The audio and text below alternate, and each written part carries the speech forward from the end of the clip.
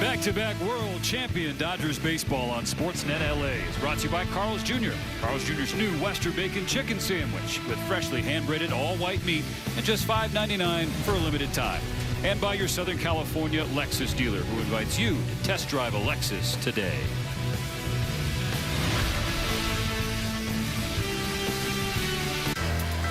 Back at Coors Field, Shohei Ohtani getting ready to lead off the game and getting ready to continue the on-base streak. He waited to his final plate appearance last night, a base hit in the ninth, pushed it to 50 consecutive games, tied with the Hall of Famer Willie Keeler for the third longest on-base streak in Dodger franchise history. Feels like it's going to continue because this has been a dry spell that he has still reached base on. We're looking at multi-hit games coming up, I think, between here, these last two in Colorado, and then the 3 in San Francisco. Watch out, Mr. Schneider. Shohei is on his way. He is atop the Dodgers batting order, presented by your SoCal helpful Honda dealers. It's Ohtani, Tucker, and Will Smith, the first 3. With Freddie Freeman on the paternity list, our best wishes to him, Chelsea, and the whole family as they get ready for their 4th child. So Max Muncy will clean up at third base. Andy Pages bats 5th in center field. Alex Call gets his first start of the series in left. And then the final 3 starts with the first baseman Ryan Ward in his major league debut, Ha-Seong Kim at short, and Alex Freeland at second base. On the mound for Colorado, it's the 12-year veteran right-hander, an Orange County kid, Michael Lorenzen, in his first season with the Rockies, his 6th team in the last 5 years. Well, this year it has been a very rocky start, no pun intended. 6th appearance, 5th start, an ERA over 8. And you know what? The Dodgers were 0 for 7 with runners in scoring position yesterday. Well, Mr. Lorenzen, he gives up hits with runners in scoring position. The batters are hitting .310 off of him with wrist. And here is the whole kitchen sink he's going to throw at him. He needs them to chase. It's going to be hard for him to get the Dodgers out in the strike zone.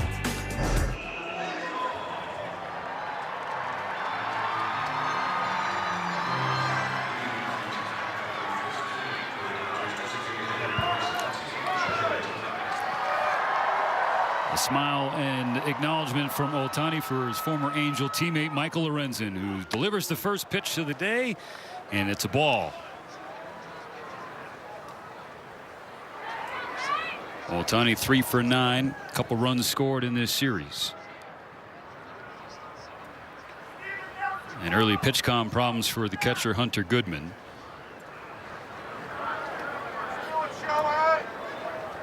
Not just the on-base streak for Ohtani, but a hitting streak in this ballpark. Now 18 consecutive games with a hit for Shohei visiting Denver, hitting .397 in those 18 games. It includes all 15, of course, in Dodger blue. And that line is even better at .403. The on-base streak continued last night with a serious hard ground ball, but if he'd hit that ball in the air, it definitely would have been a home run. Hits the ball so hard, whether he's on time or not. Honestly, could not tell you the last game at Coors Field that started on schedule. For one reason or another, now I'm thinking about it, whether it's mountain time. Yeah. So we flash it back to the 9th inning, on-base streak on the line. And a base hit to continue what the Dodgers had hoped would be a 2-out rally. They ultimately fell 1 run short. You know, they were playing him to pull on the ground over there, almost in the hole, but he hits it so hard, he creates his own holes. It was the Dodgers' first loss of the season against a National League opponent, and first loss when out hitting and or out homering an opponent. Even still, they've won 16 of the last 19 games against Colorado. This is a day when the ball might really fly out of here because the humidity is down to 6%. We got some very light air, and we've got probably the hottest temperature at the beginning of the game we've had, and it's going to get warmer. I'll be honest, this happens this early and takes that long. It's a pitch clock violation. So it should be. It's not. It still says 1 ball, no strikes. It should have been 2-0. I mean, made a pitch at ball 1. So if there is a pitch clock violation. Okay, apparently not. So ball 3. Yep. We're getting off to a really smooth start here. Ohtani in the driver's seat, 3-0, leading off the game. Does Lorenzen give him anything to hit? He did, but Ohtani didn't swing. Took a fastball down the middle, strike 1.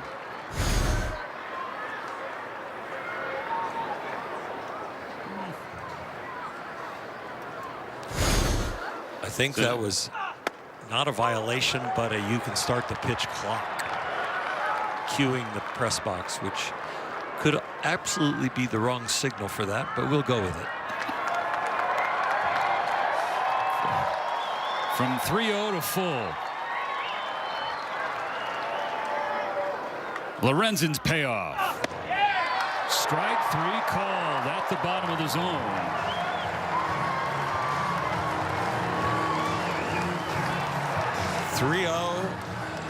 With a delay after the 1-0 count. And then he makes a pitcher's pitch right there, 3-2. Now Kyle Tucker has been a road warrior for the Dodgers. 4 for 10 in this series. He homered last night, went 435 feet deep to right field. This one on the ground to the right side, fielded at second by Julien. Quickly 2 away.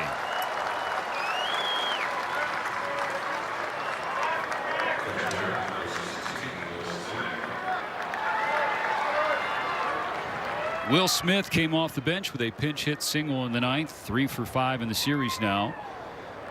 Always tough when you have a late plate appearance pinch hitting when you got streaks going, but he was able to continue his 5 games with a hit and 9 straight games reaching base safely. Strike 1 from Lorenzen. October has been the overall goal for this club for so long now that the veterans really understand it's not about individualism. It's about winning in the regular season and then being ready for October. Swing and a miss, strike 2. Dave Roberts is definitely sensitive to different individual things that go on, and he will be sensitive and make the right decisions if those moments arise. But when they're small streaks and they're not significant or historic, we're definitely going to favor the long term. Slider well away, 1-2.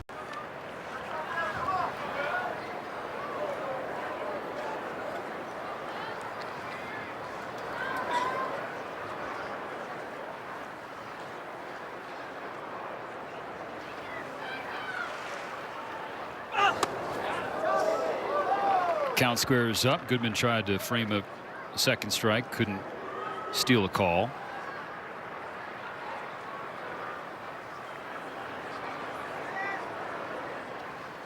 On a 2-2, Smith takes upstairs, filling the count.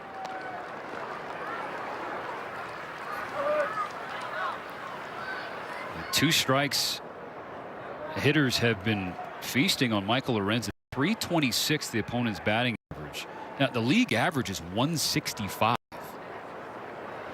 The 3-2 pitch, and Smith pops it in the air down the left field side, and foul ground. Karros is called off by Castro. The shortstop makes the play, and the Dodgers down in order in the top of the first. Roki Sasaki takes the ball the bottom half next.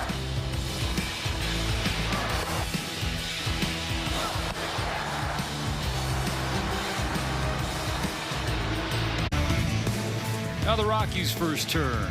Their starting lineup: Edouard Julien leads off despite some recent struggles. Mickey Moniak's been swinging a hot bat. He bats second again. Hunter Goodman behind the plate. Tyler Freeman, first action of the series, cleaning up as the DH. Rumfield, Johnston, Castro, Karros, and McCarthy, the rest of the 9 for the first-year manager Warren Schaefer, the interim manager to finish last year, taking over for Bud Black.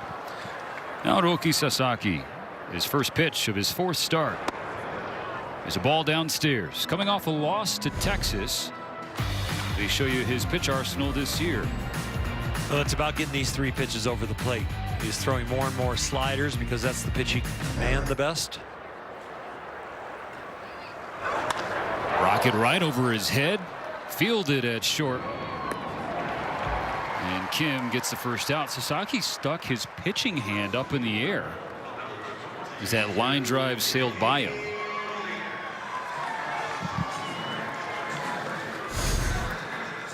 Hard to shut down your competitive instincts, but yeah, he looks like he pulls it back just in time. Yeah, good idea.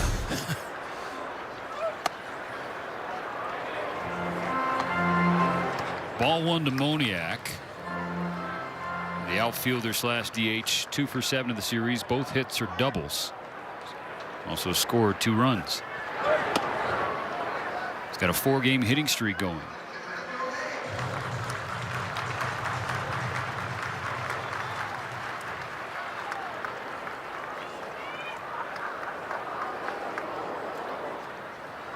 On a 2-0, Moniak as strike one.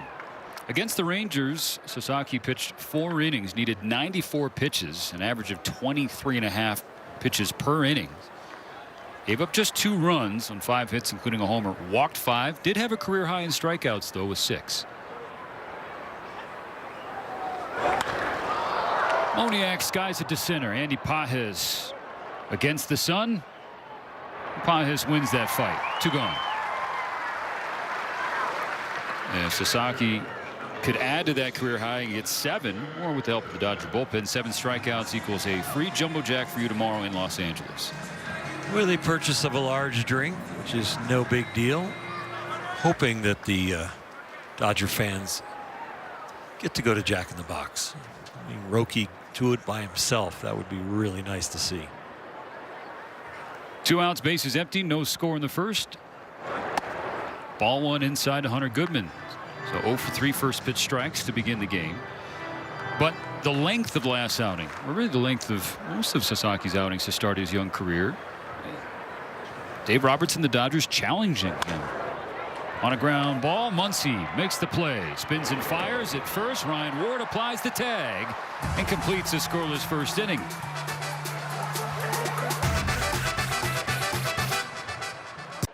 Alzheimer's. Talk about seeing a doctor together. Turn on the slow-mo cam for the last out of that first inning. Muncy to his left. Stabbed it. A throw to Ryan Ward, making a play in his first MLB game. Coming up the line. Those are always scary for first baseman, but because he received the ball a little bit of time, he was able to take some pressure off that tag in that left glove hand and arm. Max Muncy knows the wrong side of that play. Muncy's at the batter's box to lead off the second. He'll be followed by Andy Pages and Alex Call.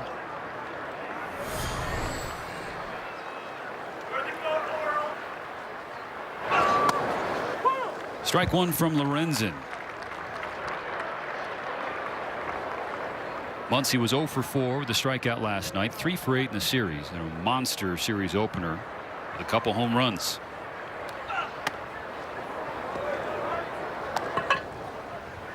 And we have our first ABS challenge powered by T-Mobile. The pitcher is challenging to call a ball. And it's coming from Michael Lorenzen.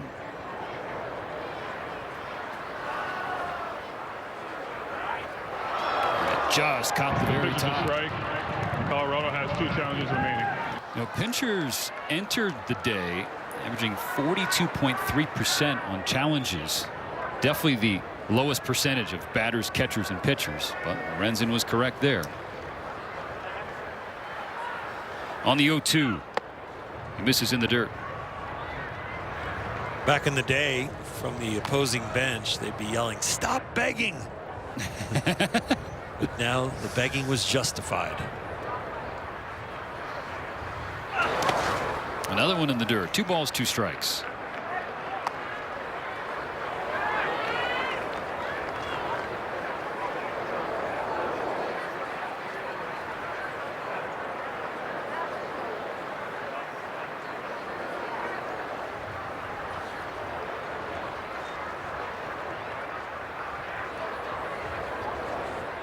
On a 2-2. Muncy hits it on the ground, and he eats Carroll's up at third and redirects into the outfield for a leadoff base hit.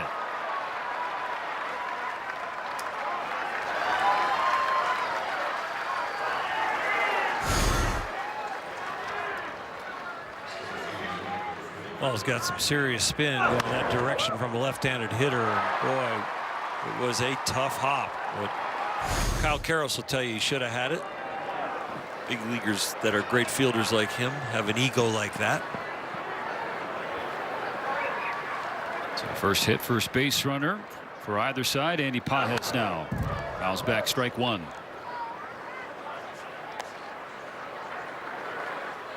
Pajes 1 for 6 with a walk in this series. 0 for 4 with 3 punch-outs last night, but still the best batting average in baseball at .389, and also the most RBIs with 21. Off of Lorenzen at second. Julien, the throw back to first, and Muncy is out. Caught in the air on the deflection. Lorenzen might have got it off his wrist of his glove hand, and it kept the ball in the air. And then Muncy doubled up at first. This is a bullet by Andy.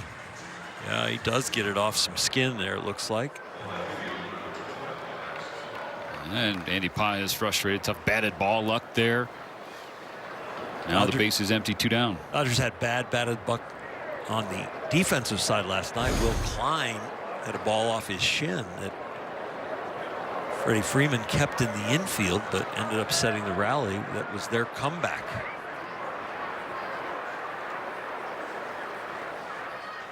Another new pitch comp. 1 per inning to start here in Colorado. It's a very odd 1 to 4 to 3 double play when the ball is in the air for the 1 to 4. While the Rockies work on their technology, we'll listen to this word from Archer. Fuel your game day with Archer jerky and meat sticks. Find them at grocery and club stores near you. You need technology that works at a higher elevation. Oh, I can hear Mo a couple booths over talking about this right now. Right off Lorenzen's glove, Julien, before it hit the dirt. I'm a believer that if the technology goes bad, you go back to the basic signs that we've all used for years, and then you fix it in between innings. Or if this is going to happen, like, you do have to start handing out pitch clock violations. Here's Alex Call, 2 out. Ball 1.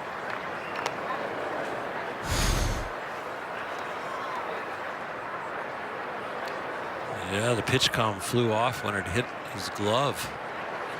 A good cameraman close up with the pitch comm. Excellent work. A lot of guys stay with the ball. They ISO'd the pitch comm. Can we get a stat cast on exit velocity? How far the pitch comm flew out there? 2 and 1. It really has been a great series for the Colorado camera guys. They've been amazing. That's why one of the many reasons why we love coming here. Yeah. Take care of us here at Coors Field. Started out a little slow when they didn't provide a heater for us. On a 2-1, Call checks his swing and he held up. 3 balls and a strike. Ryan Ward waiting in the wings on deck.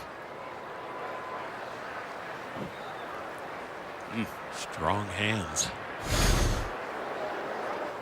Now the 3-1 fouled away, and the count now full.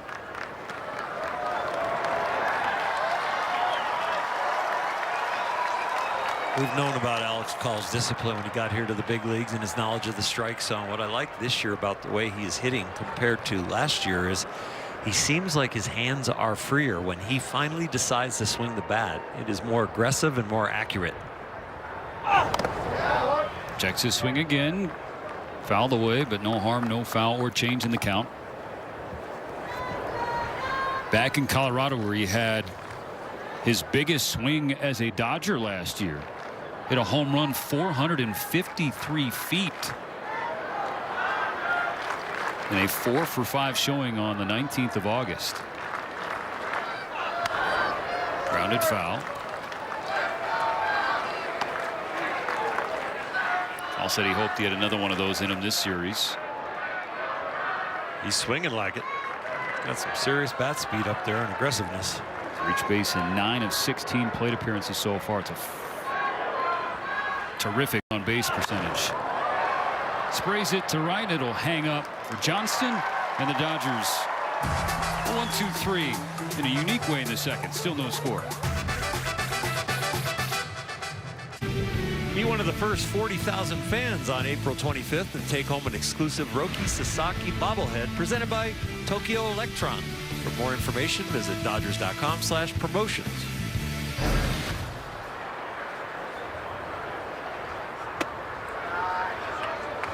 Ball 1 from Roki Sasaki to Tyler Freeman. 4, 5, and 6 for the Rockies in this inning. An 8-pitch first for Roki. The fewest pitches in an inning for him so far this season. In the air, right center. Andy Pages makes the routine catch. Well, we're seeing the Rockies be very aggressive, and that fits very well with Roki and his strike throwing ability so far this year. One of the lowest in the big leagues in the zone.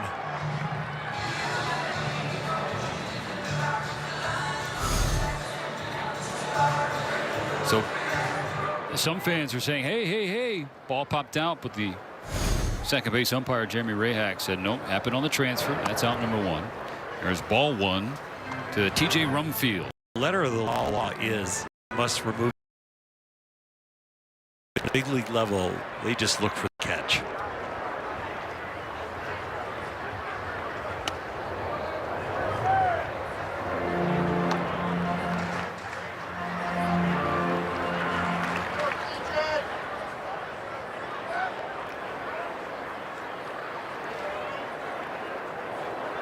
The 2-0 to Rumfield. Hit to right. Tucker's got a read. Plenty of room in front of the track. 2 gone. And here was the player of the game for the Rockies last night, Troy Johnston. Went 3 for 4, 2 doubles, 2 RBIs, scored a run. He scored or drove in 3. The team's 4 runs. A 4-3 victory. The Rockies claimed off of waivers from the Marlins last fall. Off to a great start here in Colorado. His 3 for 4, of course, 750 batting average last night. The rest of the team hit 118. Strike 1 from Sasaki. His first pitch strike of the game. Now the 0-1. Slider slips away.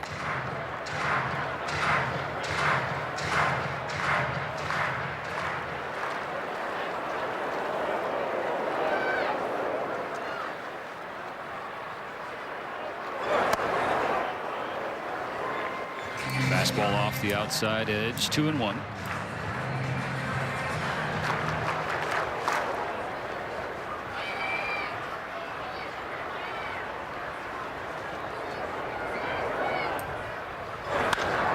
Field. Rockets one to center field. And Colorado has its first hit.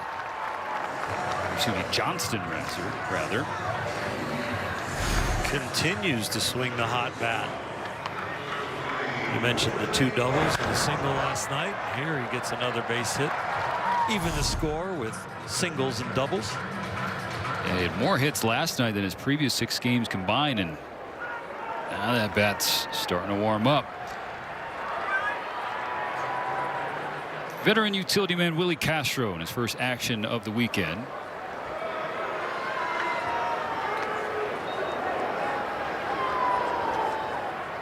Checking on Johnston. Rockies have been ultra aggressive when they get a man on as far as the stolen base in this series so far and this year.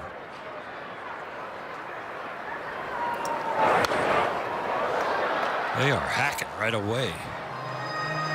I know we're low on first pitch strikes so far, but first strike of an at bat seems to be getting swung at. In facing those teams, I think Sasaki enjoys those matchups. Teams that are up there aggressive, that swing, that chase. Well, he tries to get closer in the zone, or in the zone more often. To left field, it slices over to Alex Call. And that strands the 2-out base hit. Here comes Ryan Ward. He will lead off the 3rd after this on Sportsnet LA. Of the Dodgers. This day a long time coming for Ryan Ward and his family. Close to 20 people in attendance Father Carl's mom Jen, sister Kelsey. Swings at the first pitch and flies it to left center field. And he's out starting the third inning. But he's made it to the majors after nearly 700 minor league games, 696 to be specific. Nearly 7 years after he was drafted in the 8th round, Ryan Ward has worked his way up to the show. Congratulations are in order no matter what you do in the at-bat. He has entered a very select fraternity. Pitch was called a ball. The pitcher is challenging. Another ABS challenge powered by T-Mobile. Michael Lorenzen already 1 for 1 in pitcher challenges today. Now 1 for 2. The pitch is a ball. Colorado has 1 challenge remaining.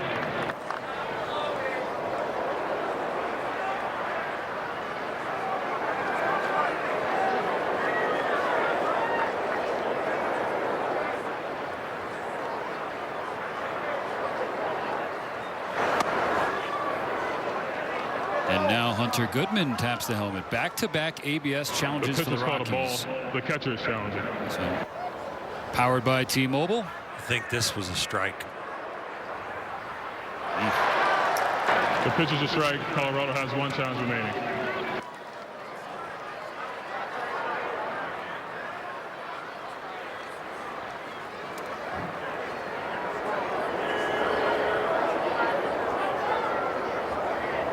So the count 1-1 on Ha-Seong Kim.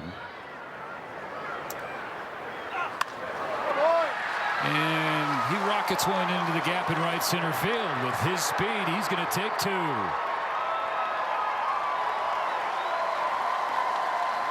A worm-burning double for Ha-Seong Kim.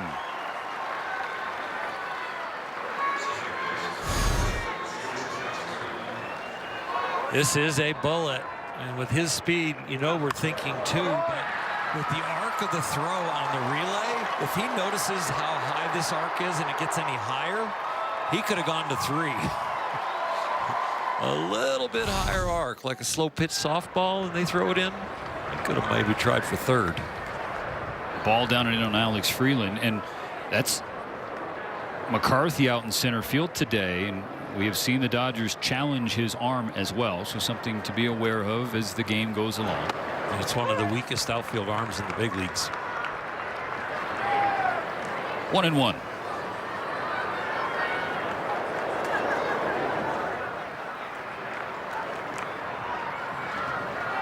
Freeland 1 for 5 in the series. Little flare to right, make it 2 for 6. Green light for Kim. He'll come around to score. And the Dodgers take the first lead.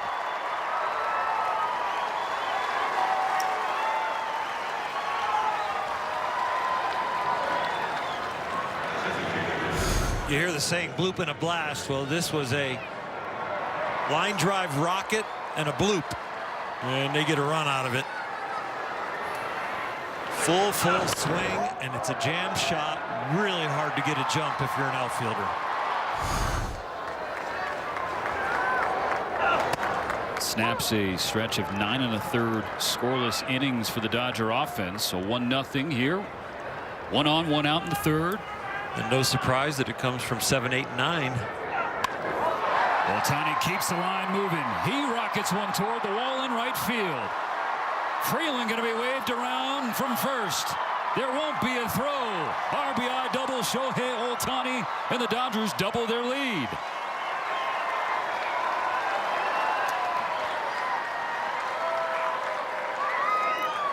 And he breaks a tie with Willie Keeler, 3rd alone, the longest on-base streaks in Dodger history. 2 away from matching Sean Green. 0 for 7 with men in scoring position yesterday. Freeland broke that streak, made it 1 for 8 in the last 2 games, and now Ohtani drives in a runner that wasn't in runners in scoring position. It's good running for Alex Freeland. He had some fun in that at bat with the RBI and the run scored. A curve down and in on Kyle Tucker. He's 0 for 1.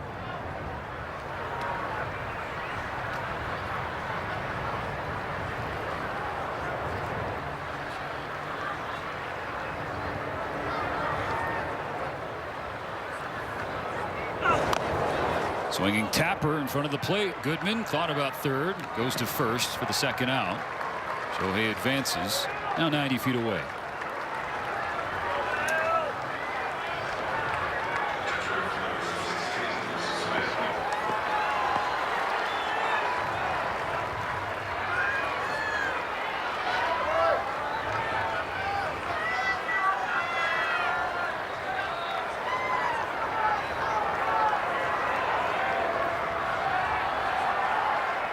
Three hits in a 6-pitch span, giving the Dodgers a 2-0 advantage as Will Smith can't check up on a slider. Strike one.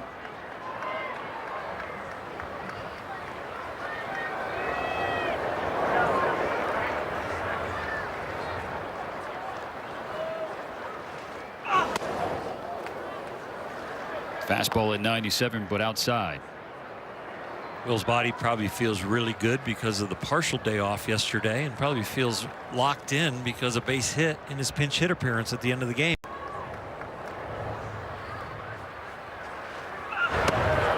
He had both feet and legs up in the clubhouse before the game yesterday, with getting some treatment on those legs after the catch the night before.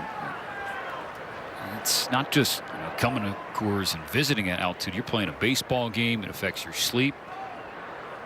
And biologically, physiologically, it impacts you in so many different ways.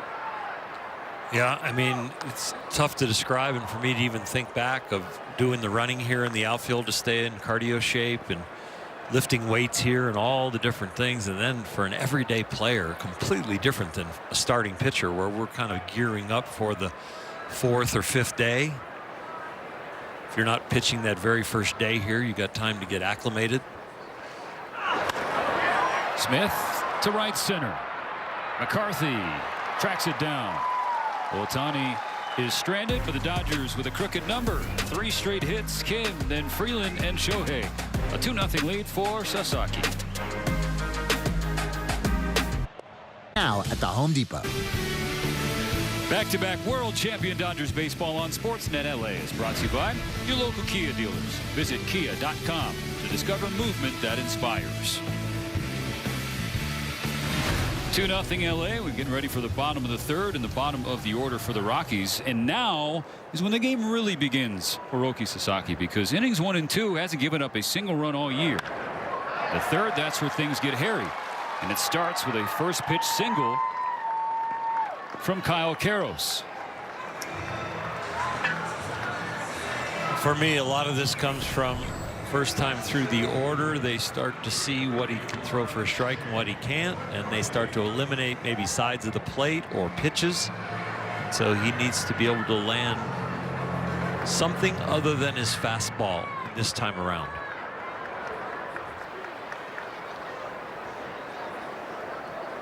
Now McCarthy takes a ball downstairs. Muncy on the grass at third, ready to crash.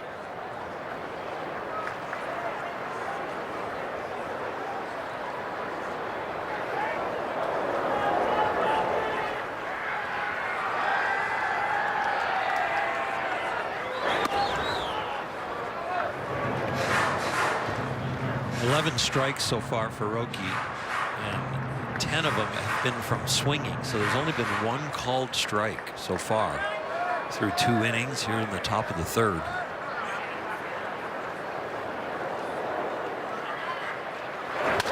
Broken bat underneath Sasaki's legs. Kim is short to the bag at second.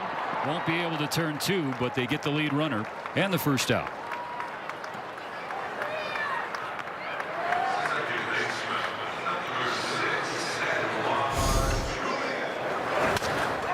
That went right through him. I was afraid it might have hit something, but it didn't. Kim gets to that ball quickly because the ball is on him right between his legs. You don't feel like you can charge that ball because it's hit so hard. Your reaction is, I've got to make sure I just get 1. Even though he attempted for 2, in his head, it was like a 1-out play.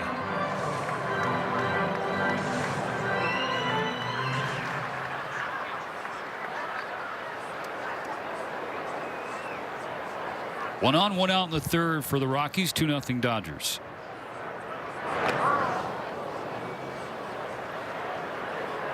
Back to the leadoff spot with Edouard Julien, second baseman 0 for 1. He's 0 for his last 15.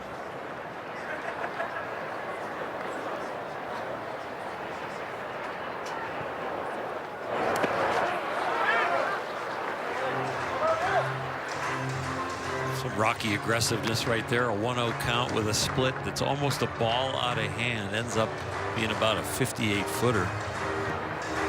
And still gets swung at.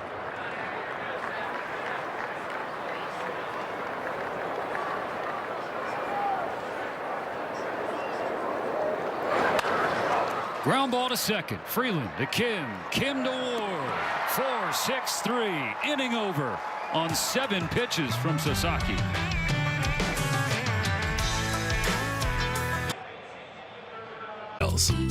See you there.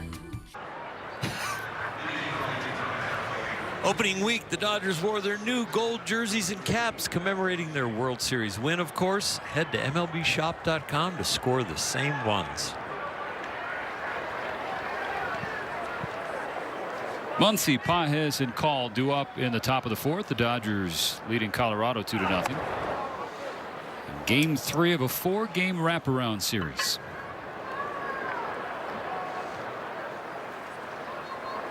Muncy singled leading off the second and got caught off the bag in an odd double play. A line drive off of Lorenzen's glove, redirects to Julien at second, and Muncy was just, well, nothing you can do.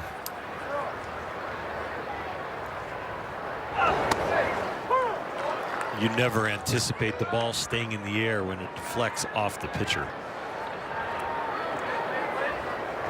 No fault to Max.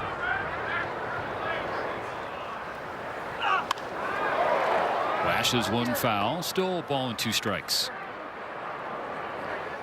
When you take your secondary lead, you're taught to freeze on a line drive. And so even if he just froze, even if he didn't take a step forward, he was going to be out as quick as that ball was gloved.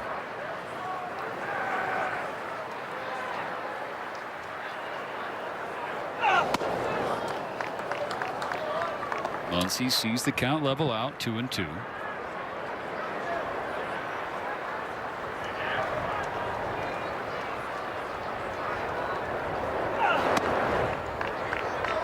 And now ball 3.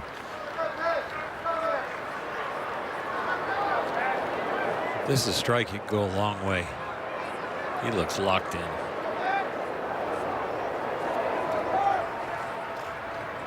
Full count. Let's see. That's a base hit. Muncy 2 for 2. It wasn't a strike, but he was so locked in that he dropped the top hand, extended the bat, and still got the barrel on it. Got it through the 4-hole. This ball is wide. Boy, he was in good balance. Timed it up pretty well.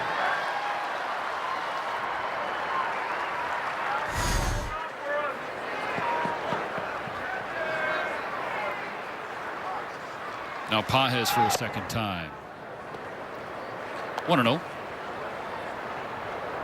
Line into a 1-4-3 double play. 107 plus off the bat.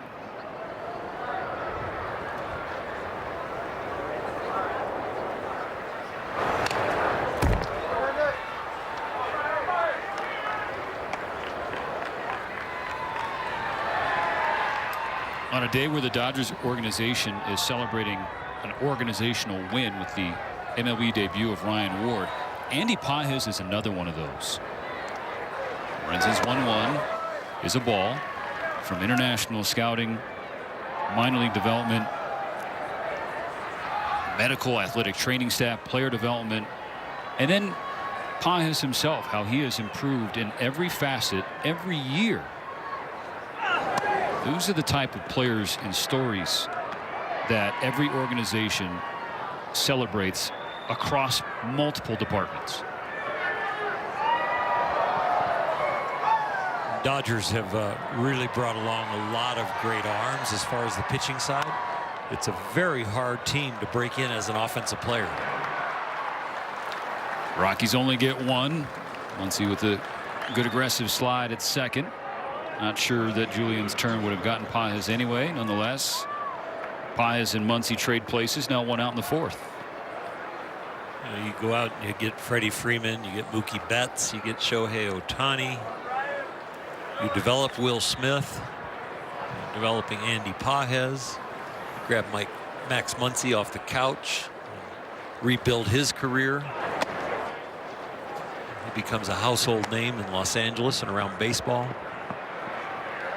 Pretty special organization, not only where people will first default to, oh, what a budget, but what they do once they get a player or acquire a player is pretty special.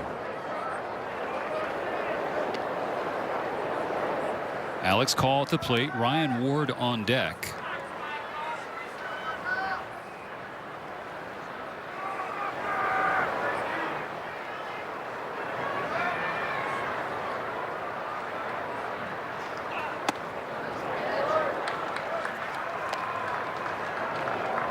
And to the point we're discussing, for Ward, it's not just family and friends. His parents, Jen and Carl, one of his sisters, Kelsey, brother-in-law, Keegan, his niece, Macy, his fiancee, Keely. As you see, Call work a 4-pitch walk.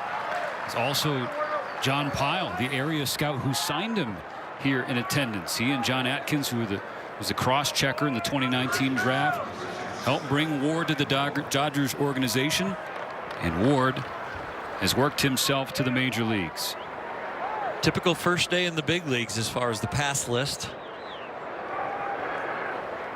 Big leaguers get 4 passes that they can sign family and friends up for. They're probably going to be upset that I told you that. But it's a day that you don't have to ask your teammates for their tickets. You get as many as you need. Ward takes a strike. He swung at the first pitch he saw in his first at bat, and he flew out to left center field. First and second, one out in the fourth. A ball and a strike. Ward, the reigning Pacific Coast League MVP, led all the minor leagues last year in home runs, RBIs, extra base hits, and total bases. Line drive, base hit into right field. Here comes Paez. He will score. Ryan Ward from Millbury, Mass to the majors has a big league knock. It felt so good, I am sure. He is an outstanding low ball hitter. Watching his scouting films, I'm like, he could hit it from the knees down to his toes. They definitely capture the souvenir, and the family is going nuts. That's the good stuff, isn't it? Yeah. First big league hit, a low 2-0 fastball with a runner in scoring position.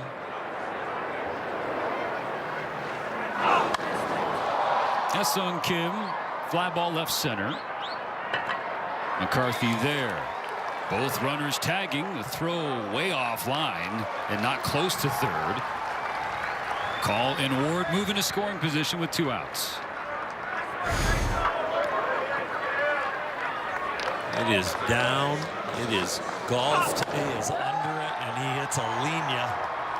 And I'm sure he was on cloud 9 after a first few steps out of the box. And that is out of the reach of the second baseman. You are on special place with adrenaline and goosebumps. I'm sure when Kirsten interviews him after the game, he's going to say, I blacked out after I left the box.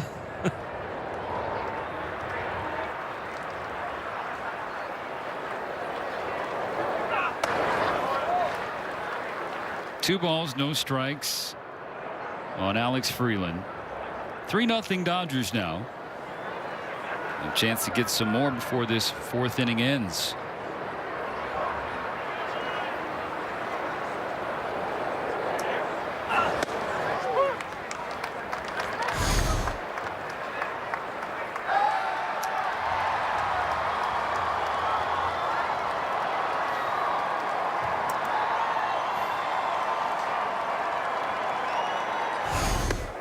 Get a hit and an RBI in your second at bat in the big leagues after 696 minor league games, you're probably thinking, what took them so long to get me here? any other organization, Ryan Ward is already in the majors. For sure. Everybody knows that, including Ward, but he never stopped working.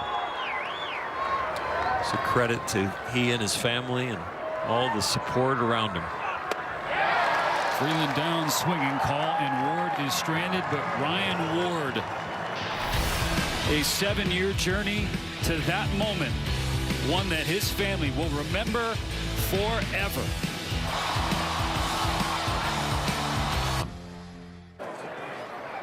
Welcome back to Coors Field, where we have a very special day. We are seeing major. And Jeff, how special is this right now? Oh. Some unfortunately timed technical issues. We're going to work through that and get it back down to Kirsten Watson as soon as possible, or also she can talk to Jen and Carl Ward and get a sense of the pride that must be oozing out of them watching their son play for the Dodgers. His second plate appearance, an RBI single.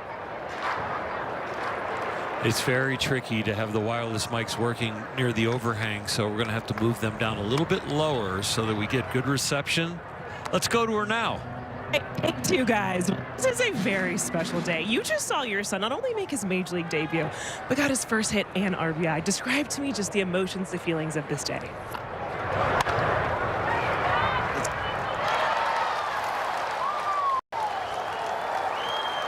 But he got himself, and again, very stressful, very proud. Yeah, obviously this has been a long time coming. 7 years in the minors. You know, he was telling us that he used that not his first. What a fuel for him. How did you see your son handle the minors and working so hard to get here? He has an extremely hard work ethic. He has never been given anything. He has had a fight and drag for everything he's ever got. He earned everything he's got. And that, you know, he's an older kid that is making his debut. But to me, that makes it more special because he didn't quit. He didn't walk away. He just kept on fighting. Yeah, obviously with that first at-bat, it was only one pitch, but he hit the ball hard. When you look at just his swing, what is your favorite part about watching your son at the plate? It's just very fluid to me. He makes adjustments on the fly now, and he has a very sweet, compact swing, I believe. Yeah, getting to share this day with your family. You've got your daughter, your soon-to-be daughter-in-law up there. Can you just tell me what it was like when you all got the phone call? He's going to be making his major league debut. It was insane because he got pulled out of the game before, and we were like, we were at home, and we were like, we didn't know what was going on, and all of a sudden we saw the hugs in the dugout, and we were like, oh, this is going to be good, and then we got to FaceTime. Yeah. My wife was jumping up and down. Me, I was more numb, like, oh my God, this is really happening. Mom, were there tears? Yes. Yes, of course. When you think about just bringing him to baseball games growing up, did you ever imagine this moment? We always wish for this moment, of course. It's so special. It is. It's special for our whole family. When he was younger, did you think that when you were taking him to the Little League games, things like that, did it feel like, wow, we might have a big leaguer on our hands? I said it from when he was 2 years old. And then I was like, okay, I never wavered from the fact that it would happen. And even if he was like, you know, I've been in the minors for a long time. I'm like, your day will come. Your day will come. Just keep working. Okay. Already an unforgettable day. It's unbelievable. Congratulations to the both of you. Thank you. I'm sorry about the so technical much. difficulties, but we might have gotten a better seat, right? That's awesome. The dugout next. Back to you guys. Thank you. Oh, thank you, Kirsten and the Ward family. Just get a sense of the cloth that Ryan Ward is cut from. And honestly, working through that, technical difficulties, reflective of Ward's journey. Wasn't easy, wasn't smooth, but stuck with it. The parents did, and were able to share their pride and joy. I love these moments and those interviews and that hit because the big leaguers can seem so far and so distant in another world from the fans at sometimes. And when they get to see this and experience it and to feel what they're feeling in these moments, it makes the guys on the field, as special as they are with their ability, as human as they are also. It's the first strikeout of the game for Roki Sasaki. First out of the 4th inning. The Rockies got the first 2 on. A Moniak single and a Goodman hit by pitch.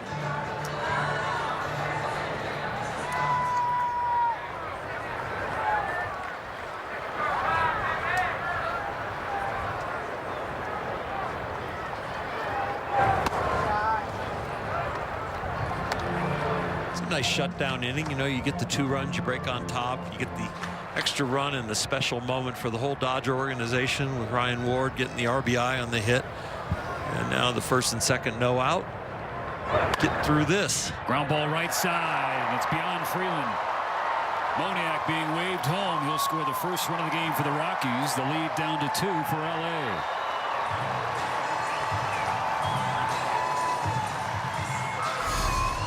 Base hit finds the hole. And now for Roki, just find a way to stop the bleeding. Still got the lead, still got the positive feelings. They kept the double play in order, kept the runner off of 3rd. Least amount of damage on that hit.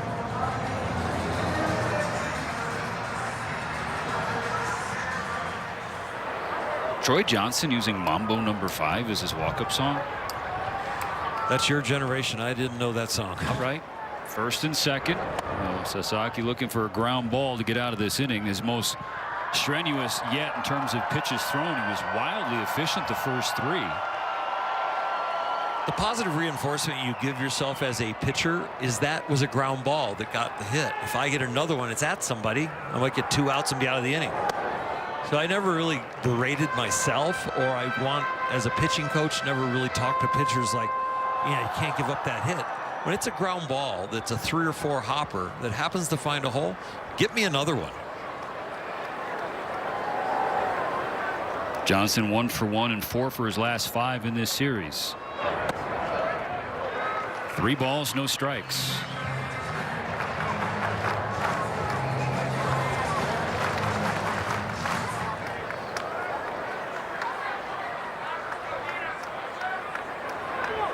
There's 2 places that really originate why a ball is a ball out of your hand consistently.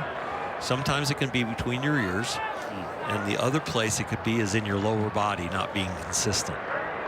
Because you have enough ability with the great world-class eye-hand coordination to find strikes with any kind of mechanics or any kind of mental approach. But to consistently not find the strike zone, for me, it's somewhere between the ears and confidence, or somewhere in the lower half of your delivery that is not repeating to allow that ability to come out consistently. Fastball at 98 got him strike 1, but still behind in the count. The 3-1 pitch in there, and now things are full.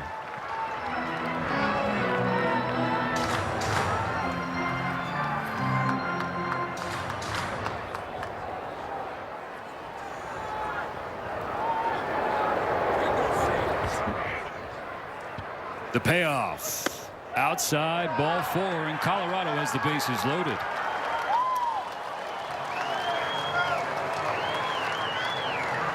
Mark Pryor will come out to visit the mound. A hit batter and a walk, and that has really helped build the Rockies inning. It is the first free passes that he's given up in the game. And sandwich with those with a couple of base hits, and that's the run and bases loaded, 1 out. 26 total pitches the first 3 innings, 20 alone here in the 4th, and not yet done.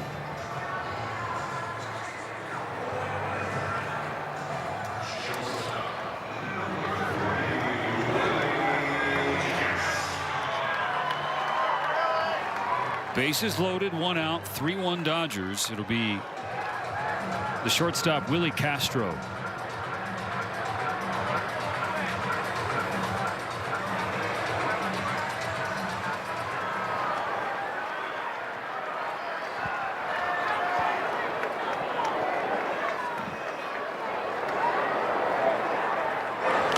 Strike 1 out of the mound visit. Started him off with the forkball. And I really think this atmosphere helps him with this forkball landing it because it doesn't break as much here at a mile high. So it gives him a better pattern as far as landing it for a strike. 0-2. Back-to-back forks. And good sequence as far as the execution. The first one for a strike. The second one starts at the knees, ends up in the dirt. If you return to it, it needs to be just like the last one, not the first one. Do not teach the hitter what your pitches look like and then throw a worse one.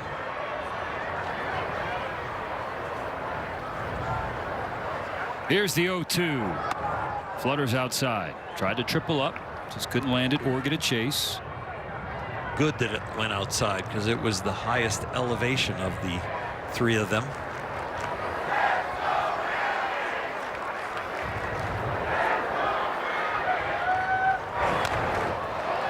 Castro spoils it. So that ball was low and away, almost a ball, and he reached it. If there's time to throw an up and in fastball, it's right now. Not where you hit them and bail them out, but where you might swing and miss at it. Ground ball to second. Here's one, and that's two. A double play gets Sasaki out of the fourth, limiting the damage to just one. Through April 22nd. Back-to-back world champion Dodgers baseball on Sportsnet LA is brought to you by your Toyota dealers. We make it easy. 3-1 Dodgers starting the fifth inning. Shohei Ohtani leads things off. His third plate appearance against Michael Lorenzen. He's 1 for 2 with an RBI double. Shows bunt and takes a strike. He's already reached base. This bullet.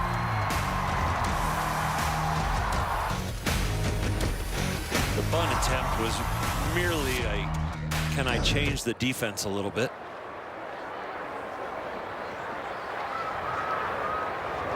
'51 consecutive games reaching base. Too shy of Sean Green, the second longest streak ever. Still looking up at Duke Snider with 58.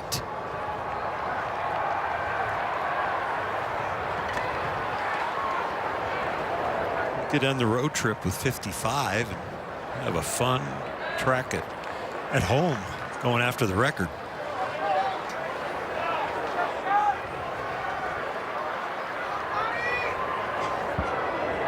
You look at the last 20 seasons, the longest streaks anywhere beyond the Dodger franchise. 52. Shin-Soo Choo in 2018, and Uncle Kevin Millar, had a 52 gamer in 2007. Ball and 2 strikes for Shohei.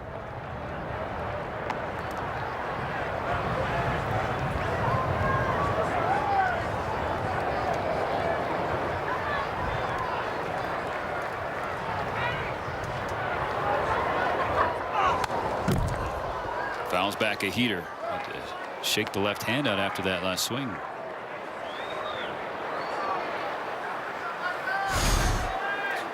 Creates tremendous leverage and tremendous torque, and it looked like it was a D-cell stopping that bat. That gave him a little tweak.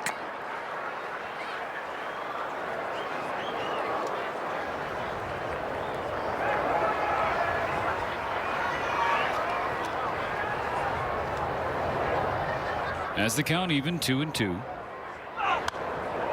Spoils it.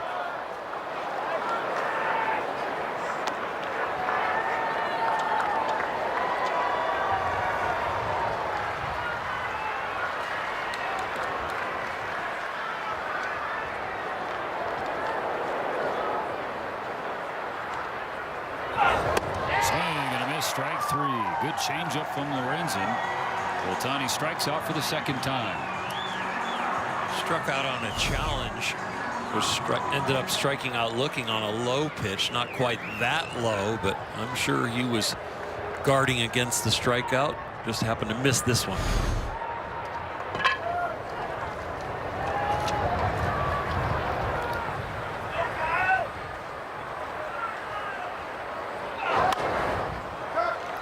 Tucker fouls away a strike.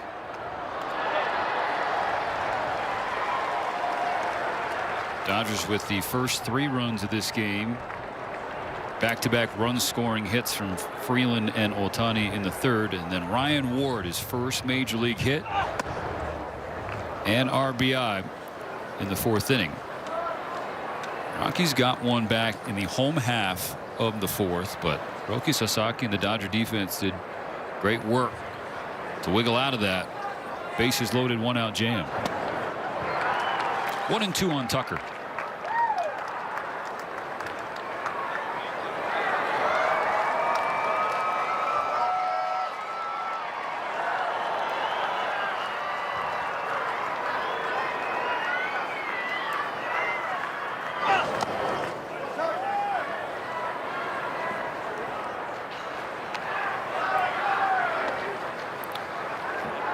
Both teams enjoying the sunlight and the temperature. I think official baseball weather here in Colorado.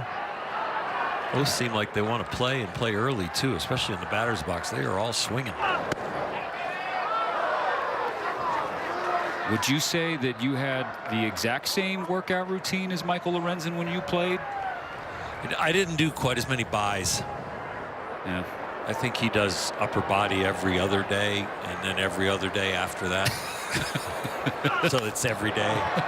Tucker flares the 3-2 into right center. Loops a base hit with one on the 5th. I mean, he is one of the kind of guys that can really point you to the beach a lot. Is that well? I mean, not calling Denver home, No, but no. I get what you're saying. Yeah, you know, that way to the beach.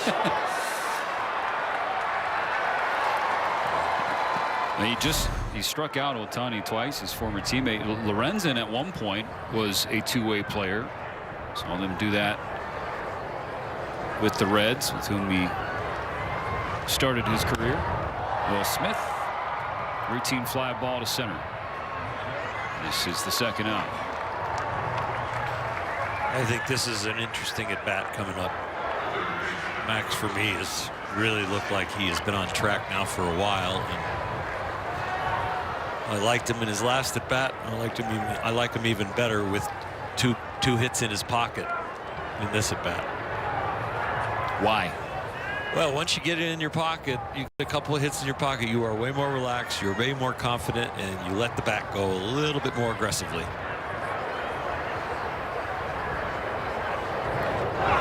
You know, we talk about hitting can be contagious within a team. It also is contagious within an individual. That confidence grows. And it also does mean your swing's in a certain place and your eyes are giving you the right information. 1-1.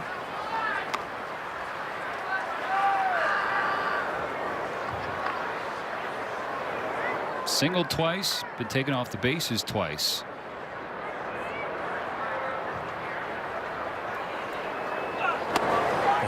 Oh, mama. Good change. 1-2. Yep. It has been his most effective pitch. Changing speeds. A lot of times it's been down by the knees or the shins, but has Max out in front.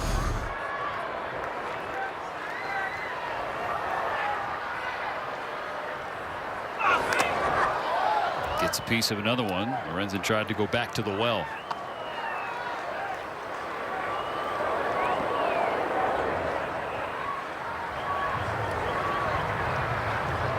Even when you're locked in as a hitter in a 2-strike count, it's a huge battle. To hit it a long way, he needs a mistake. Another 1-2 from Lorenzen. Muncy sprays it to left, running toward the line. Moniak. Tucker left on. The Dodgers still lead 3-1 in the middle of the 5th.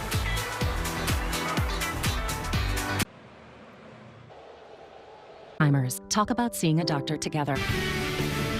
On the next episode of Backstage Dodgers, Miguel Rojas and Clayton Kershaw are mic'd up as they receive their World Series rings.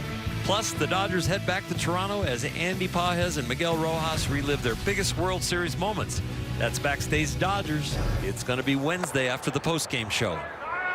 And after that pitch. Ball 1 to Kyle Karros. StatCast 3D powered by Google Cloud. Outs that are mostly in the strike zone, and it's the four-seam fastball, which coming into the outing is what we said he needed to command. He's commanding it just enough to be ahead 3-1. Yeah, the average velocity on that pitch is up this year compared to last, but it had been getting hit at a pretty good clip. 8 for 21 with a couple of homers entering today.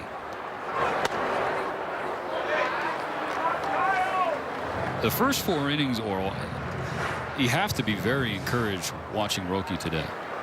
Well, there's pitching well, and there's pitching well to a certain lineup, and I think he's doing the right thing against this lineup. They're not absolutely forcing him to be in the strike zone, and you know what? You can mature as a pitcher and recognize that and say, you know what? My theory and what I'm doing right now is working. I'm going to stick with it.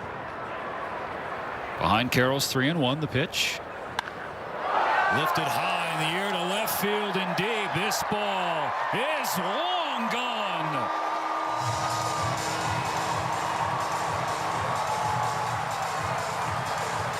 First home run of the season for Kyle Karros. His second home run against the Dodgers in his young career.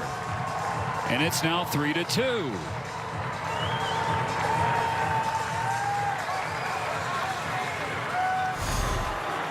He's a big man with long arms, and you think you can get in on him, but he does a nice job pulling the bat head in close to him, rotating the hips and keeping this ball fair. If he throws the head of the bat too early, he's going to pull it foul, but he did a great job staying compact, short-armed, and kept it fair and hit it a long way. 448 feet. Another home run off a Sasaki fastball, and the Dodger lead down to 1.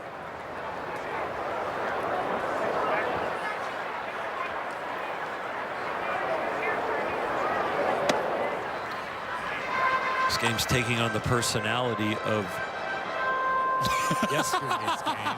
He's trying to catch his dad.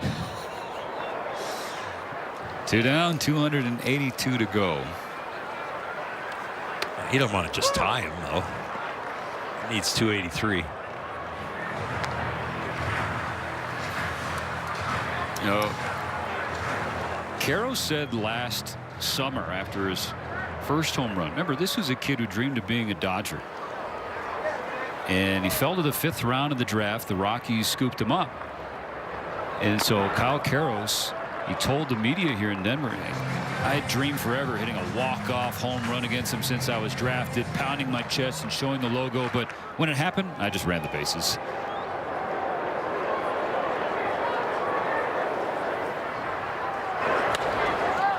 McCarthy flips it toward right center field. Andy Pajas can't get there. He does knock it down. He's up and throwing. The throw is cut off by Freeland.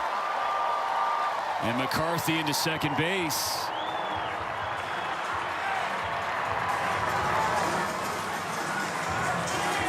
It would have been bang-bang if it made it all the way through. I'm not sure Freeland heard or realized that he was going for 2, and he would have been out. So back-to-back extra base hits, different variety for the Rockies to start this inning. A well-struck home run from Karros and then a bloop double from McCarthy. Tying run in scoring position, still nobody out. Ball 1 to Julien.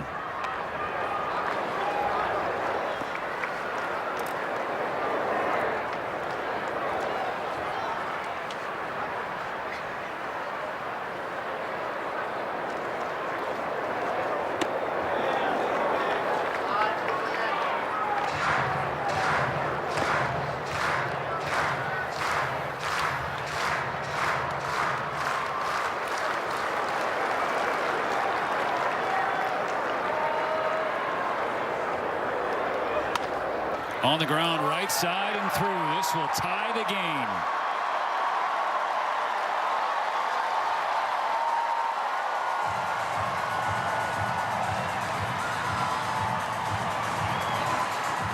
Snaps an 0 for 16 stretch for Julien, and that resets the game. The last couple innings, the Dodgers have set the table with hit batter and walk that ended up scoring a run in the 4th to make it 3-1. And then in some ways that bloop double is setting the table for them. If they don't cut the ball off at second, they probably are going to record the out at second. Strike one swinging on Moniak. Singleton scored his last time up. The Dodgers scored the first three, but Colorado has the last three.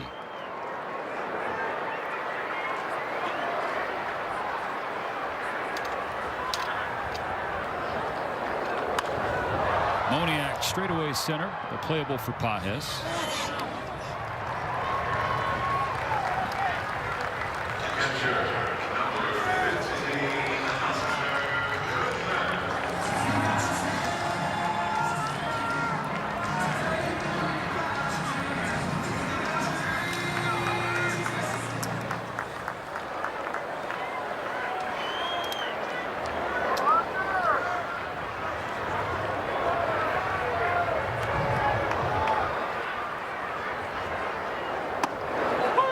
Strike one to Hunter Goodman.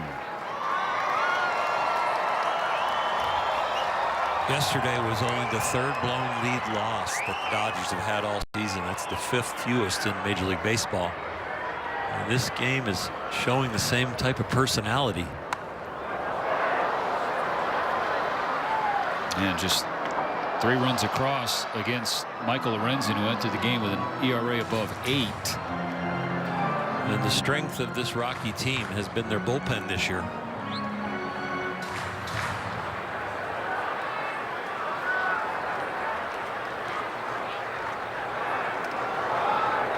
Nothing in 2. Sasaki throws over to first. Keeping Julien close to the bag.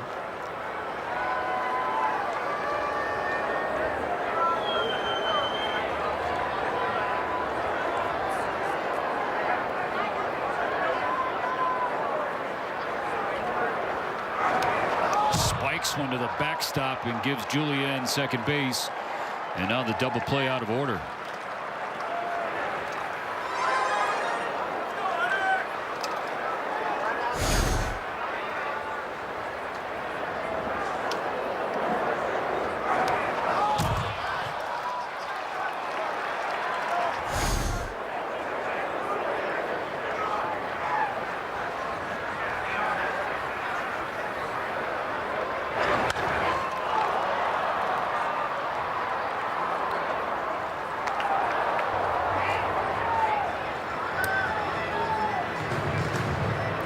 Vesia, first one up in the Dodger bullpen. Sorry, that's my fault. When you spike a fork ball as much as he did, and that's his pitch, not just a splitter, it's a fork ball.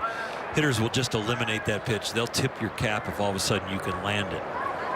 So they are sitting dead red or slider.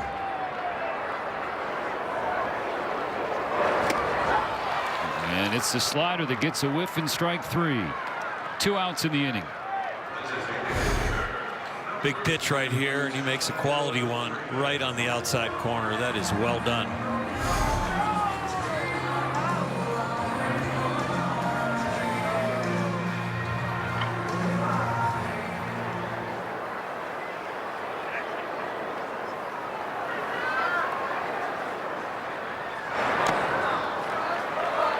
Tyler Freeman was a strikeout victim his last time up.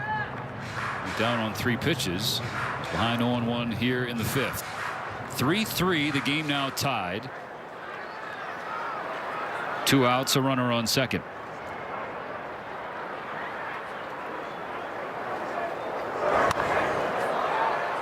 Pulled foul, 0-2 in a hurry. Antonio Senzatella now in the Rocky bullpen. Michael Lorenzen at 88 pitches.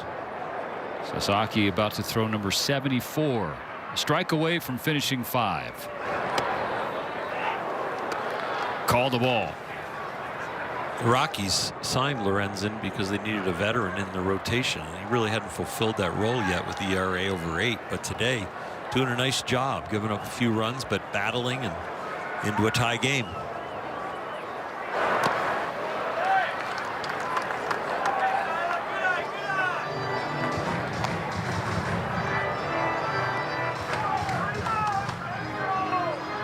back-to-back 25 pitch innings for Sasaki. It's 2-2. Freeman bounces a ball foul.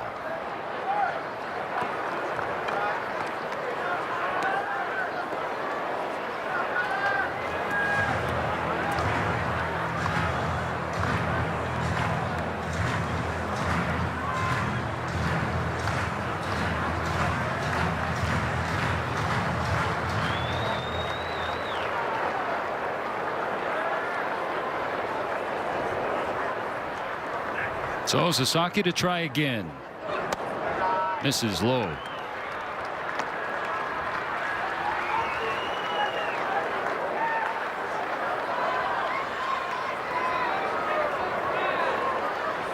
Count now full for Freeman. Check swing. No swing. A 2-out walk continues the 5th. Dodgers want a mound visit from Will Smith. We might be seeing Alex Vesia right here. 1-1 in the series. Dodgers on the road here in Colorado for a 4-game series. This is a serious ball game for them. They're not really playing this one with a one in hand. To have a good road trip, this is the kind of game you need to win.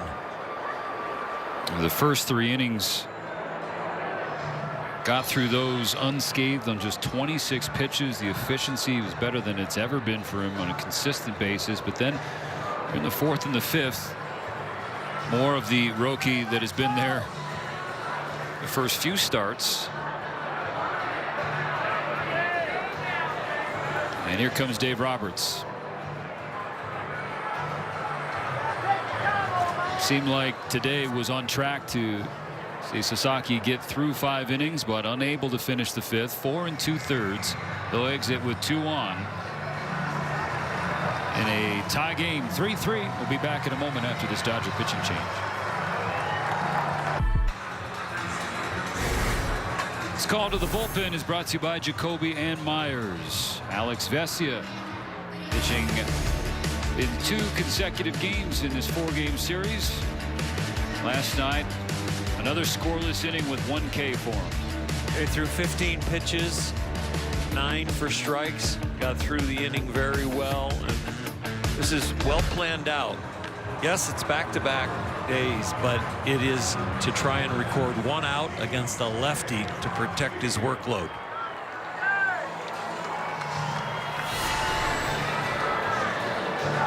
Rumfield first. Rockies with 2 runs in this 5th to tie the game at 3 and knock Roki Sasaki out of the game.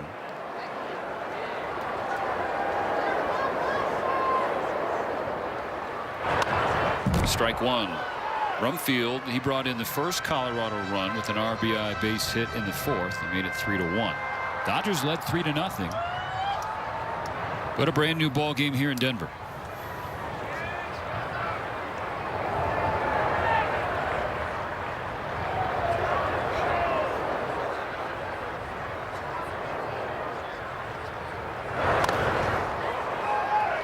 Oh, and 2.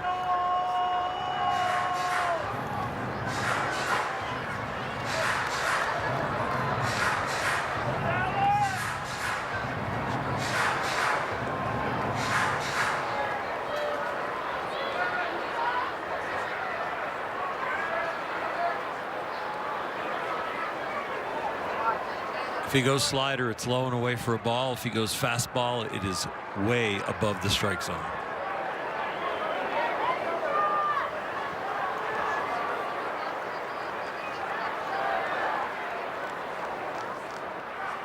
It's the fastball. Up and in. Will Smith will give him a strike target even though he's going above the strike zone, because he's playing his pattern. His pattern would be to hit the glove or slightly above or way above the glove.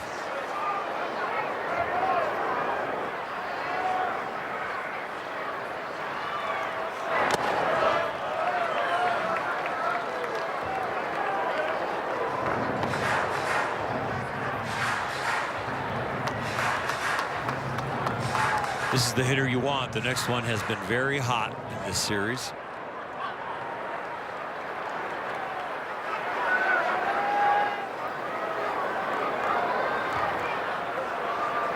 Two balls, two strikes, 2 on, 2 out. Soft liner to second. Freeland is there. The Rockies strand 2 but score 2. Now the Dodger offense back to work. .com. Back-to-back world champion Dodgers baseball on Sportsnet LA is brought to you by Jack in the Box. Jack's new Smash Jack Sliders Munchie Meal with a chance to win the $75,000 prize for Jack's 75th anniversary. Rockies going to their bullpen as well. It's Antonio Senzatella. And the Rocky pen has been a huge problem for them in recent years. It's been strong to start 2026. Yeah, through the first 21 games, this is the best bullpen they have had since 2011. Team ERA out of the bullpen, 297. Back in 2011, when they were a little bit better, 288.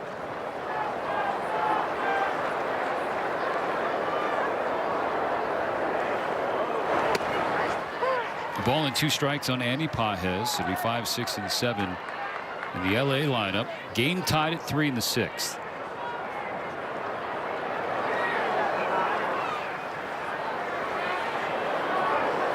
Pages 0 for 2 with the runs scored today. He's 1 for 8 in the series.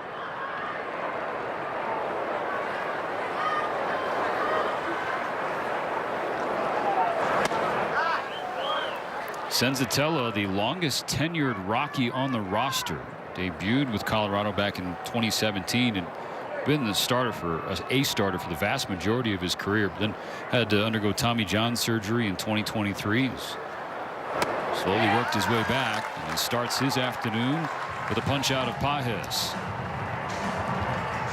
There are guys out of the bullpen this year in Major League Baseball that have scoreless streaks, but Senzatella's is the longest, now at 12 2/3 innings out of the pen in the first 22 games or so, that he has not given up a run.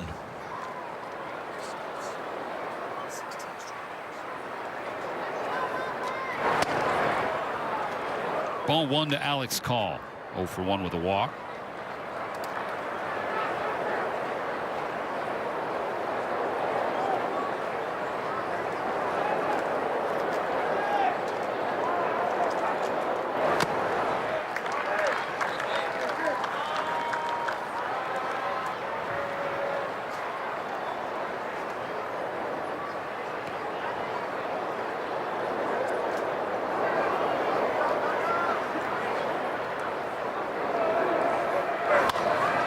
Ground ball into center field.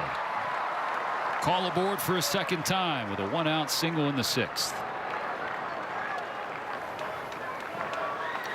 Brings us back to Ryan Ward, who's under the performance spotlight, sponsored by your Southern California Nissan dealers. Well, he started the day on defense, and then first at bat flew out to center field, left center, and then the second at bat is when it all happened. That's when the memories really started to begin.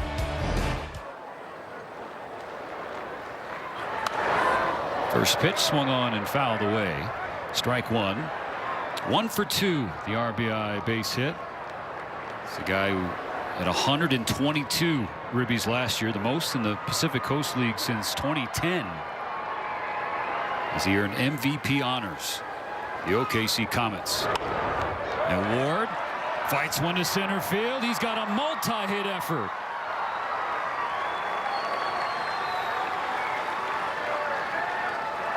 He's not afraid to swing the bat. 2 out of 3 at bats, he swung at the first pitch.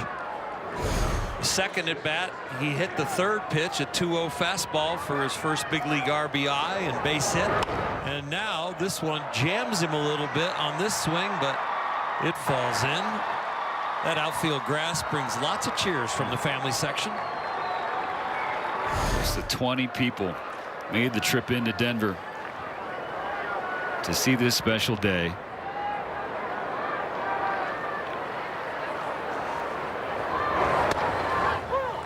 It does look like His niece Macy is just taking a little afternoon nap, getting ready for the finish of this game. The celebration dinner. First and second, one out in the sixth. The Dodgers trying to reclaim the lead. 1-1 for Ha-Seong Kim.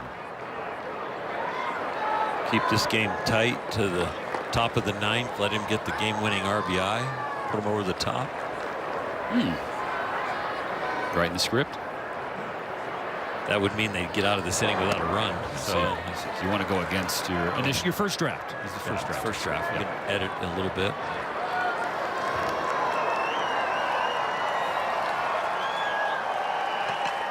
Trying to break Senzatello's streak of scoreless innings to begin this season.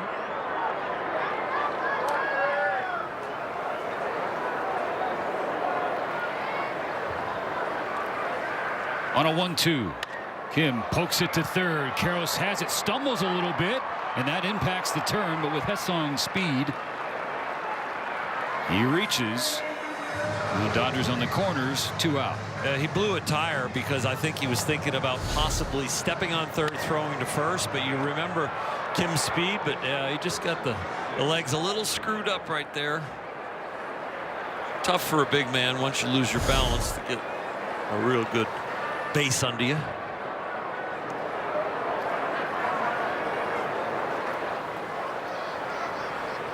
Ward down into the tunnel as he's erased off the bases. First and third, 2 out, tied at 3. Alex Freeland takes the ball downstairs. Two good candidates at first and third if you wanted to pull off a double steal. I like it. Possibility. Or just a good old-fashioned RBI base hit into right. 3 hits at the bottom half of the order for the Dodgers in the 6th, and they're back on top.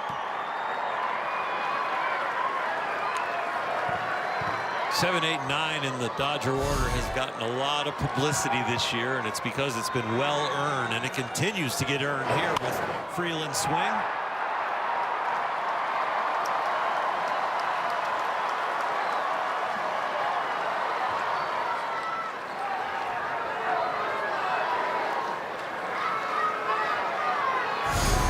Big day for the former OKC Comets.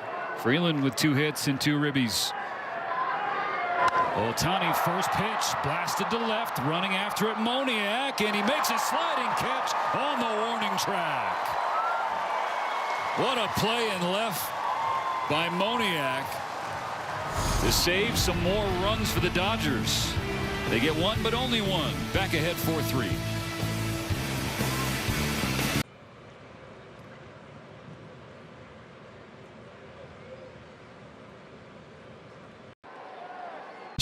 .com/promotions.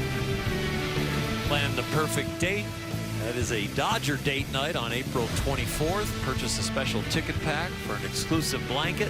Visit Dodgers.com/promotions. Will Klein going to try and get back on the horse after a tough one last night. Like Alex Vesia, pitching in back-to-back games. His first pitch is a strike beginning the 6th. The Dodgers leading 4-3. Will's having a magnificent year with just a little blemish last night. But right back on the horse, as you say, and Vesia and himself back-to-back. We're out of spring training long enough now. They're feeling like that these guys are ready for this kind of workload. And it's a little bigger workload when you do it in Colorado. He sees all the time from managers. Doc does it all the time. Maybe a guy has a blip on the radar outing and just get him out there the next day. Troy Johnston greets him with a base hit into right. He's thinking 2, and he's got it. It was Johnston who delivered a 2-run go-ahead double against Klein last night in the 6th. This is a leadoff double today. This is a hot hitter. This is a good pitch. It is down there, a little bit too inside maybe to lefties in their nitro zone. But as far as a pitch and at bat where you're ahead in the count, nothing wrong with that spray pattern. Just a really good piece of hitting.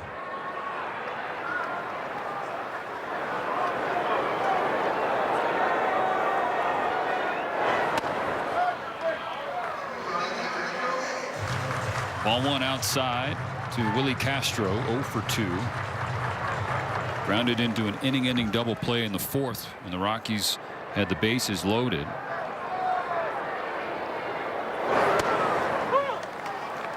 One and one for Klein. I like the fact for Will that he hasn't been able to avoid contact in these last 2 outings, but he is not scared to fill up the strike zone. Tying run on second, no outs. Ball too high.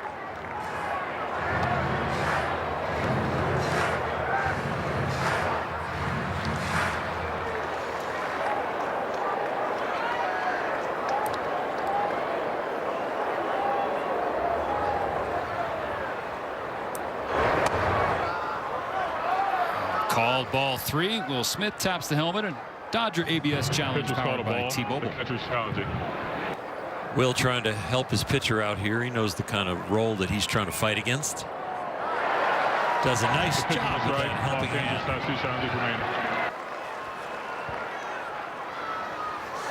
So Will Smith helping out Will Klein against Will E. Castro. 2 and 2.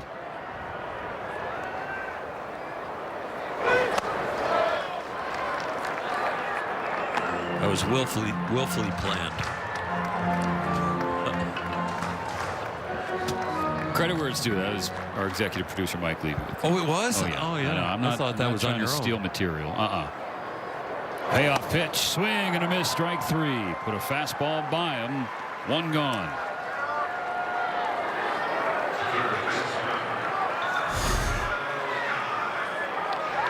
Snuck the cheese by the mouse.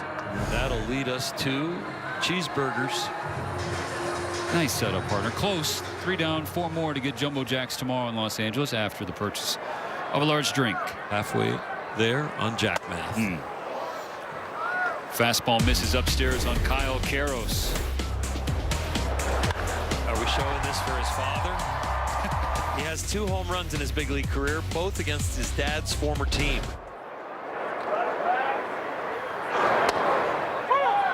Ball and a strike. He is 2 for 2 in this game. Singled in the 3rd, and then that 5th inning leadoff homer.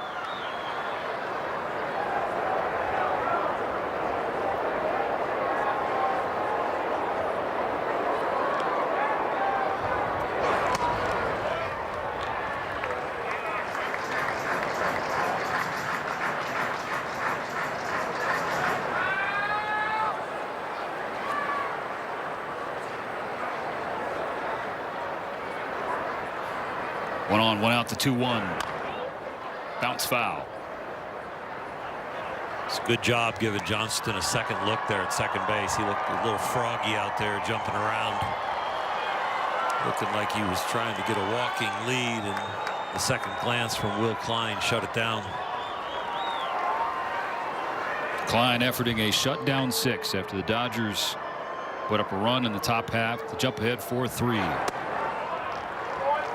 Sweeper misses, low and outside, filling the count for Karros.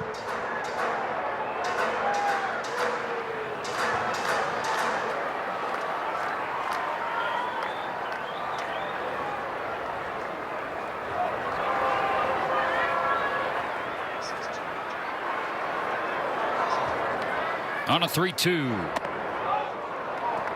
They hit something. Foul tip. Foul tip. And the way Karros reacted, it wasn't him that it hit, so we'll do it again. I don't know if it's the handle or the butt end of the bat. Oh, right about where the little white ring is before it gets to the label. Oh, a little farther down. The end of the barrel. Yeah.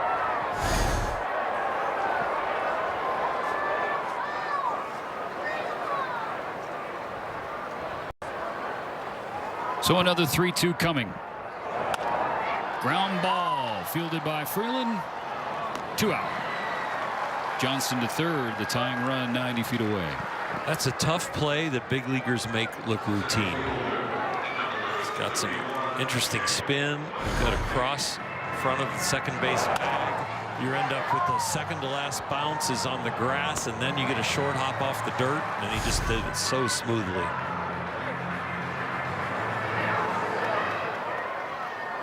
Now Jake, the former Snake, McCarthy.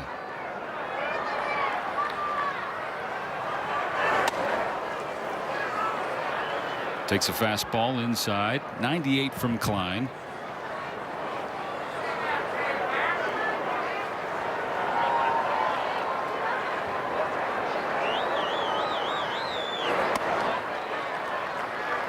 Two and 0. Infielders are diving here, trying to record the out at first. Outfielders are diving. If it's an in-betweener, they're trying to save that run. Even though the dive in the outfield would let the batter runner get to second base, but there's 2 outs. Kind of pre-play your different decisions before the pitch. 3-0 on McCarthy. 9-hitter, doubled and scored his last trip up there. Part of the 2-run 5th for Colorado, which tied the game momentarily. But now 4-3 Dodgers. Klein on the board, 3-1. Colorado with 1 challenge left. Dodgers have 2. That one was borderline, but good job not challenging it.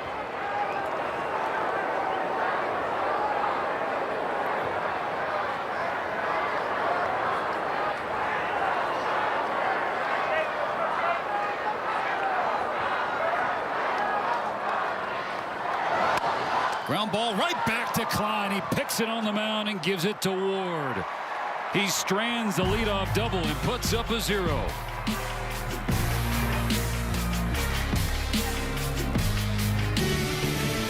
You're watching back-to-back world champion Dodgers baseball on Sportsnet LA. It's brought to you by Shakey's Pizza Parlor, serving up handcrafted pizza, crispy fried chicken, and famous Mojo potatoes since 1954.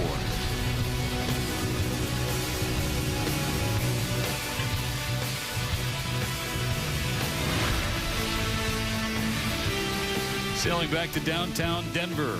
Starting the top of the 7th. Dodgers 4, Rockies 3 in Game 3. Series currently tied 1-1. Another game to play tomorrow. Tucker, Smith, and Muncy coming up against Senzatella in the 7th.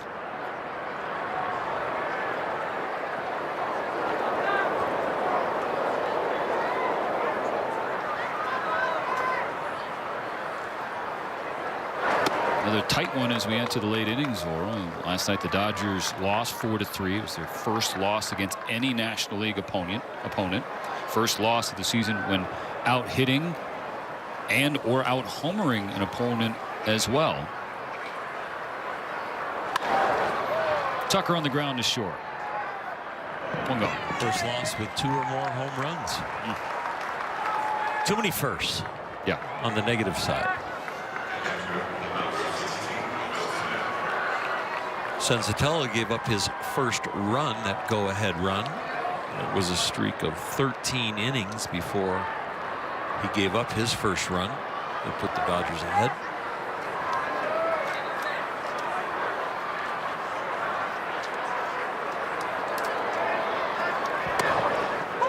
Strike 1 called on Will Smith, the cutter on the outside corner. Smith 0 for 3 so far today.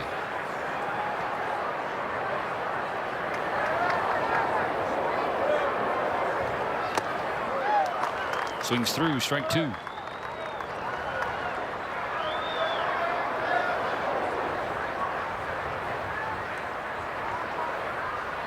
Two-strike count, the most common count in the big leagues when the hitter calls time. This is the part of the game, though, where Will Smith shines, the late innings. Behind 0-2, stays alive, fouling away a changeup. Entering today, hitting .316 in the final 3 innings of games. Both of his home runs in the late innings. 5 walks, 5 ribbies.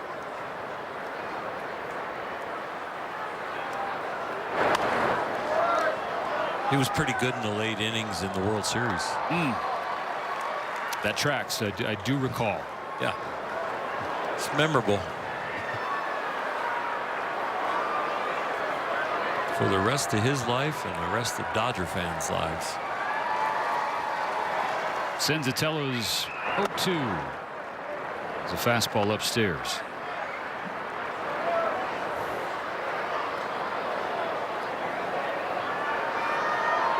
Not to mention the swings and those catching 73 innings. Oh yeah. Spoils another. Not going quietly here in the 7th. Most innings caught by a single catcher in the World Series. Previous record was 71, set in 1903. Senzatello finally puts him away with a curve. 2 outs in the 7th.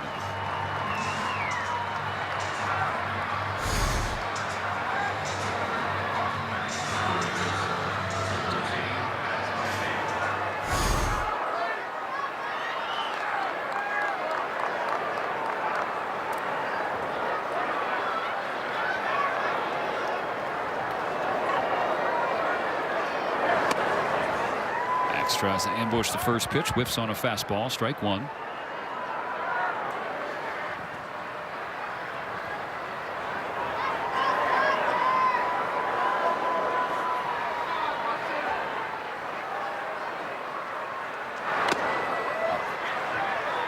Check swing, foul tip into the glove.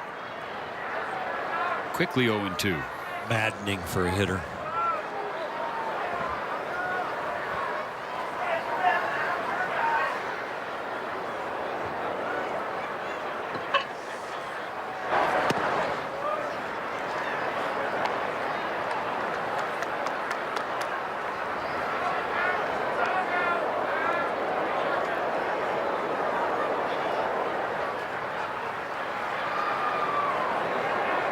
Ball and 2 strikes. Senzatello.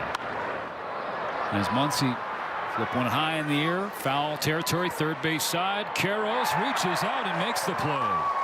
And so the Dodgers go down in order in the 7th. So stand and stretch because it's time for the 7th inning stretch. Brought to you by Sit and Sleep. Then 90 minutes from wherever you are. Good times. It's a good day in Denver. The Dodgers lead the Rockies 4-3. Getting ready for the bottom of the 7th inning. Let's take a look at the Dodgers calendar, sponsored by Fubo. Watch Dodgers baseball and more at FuboTV.com. One more in Colorado tomorrow, then a nighttime flight to the Bay Area. First series between the Dodgers and Giants of the season, and it's back home to welcome the Cubs to town. Third Dodger reliever out of the bullpen today is Blake Trinan. Blake has been throwing the ball very well, and really go all the way back to spring training. Came in feeling good, healthy. Stuff has been alive ever since he first cocked his arm in spring training, and they are bringing him in to face the top of the order in this one-run game.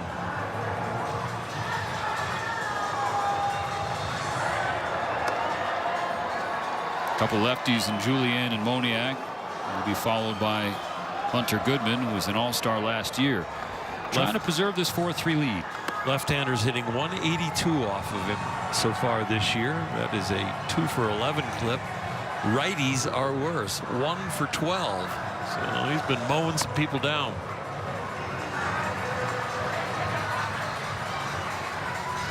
Dodgers led the majors in bullpen innings last season, but this year to start among the fewest.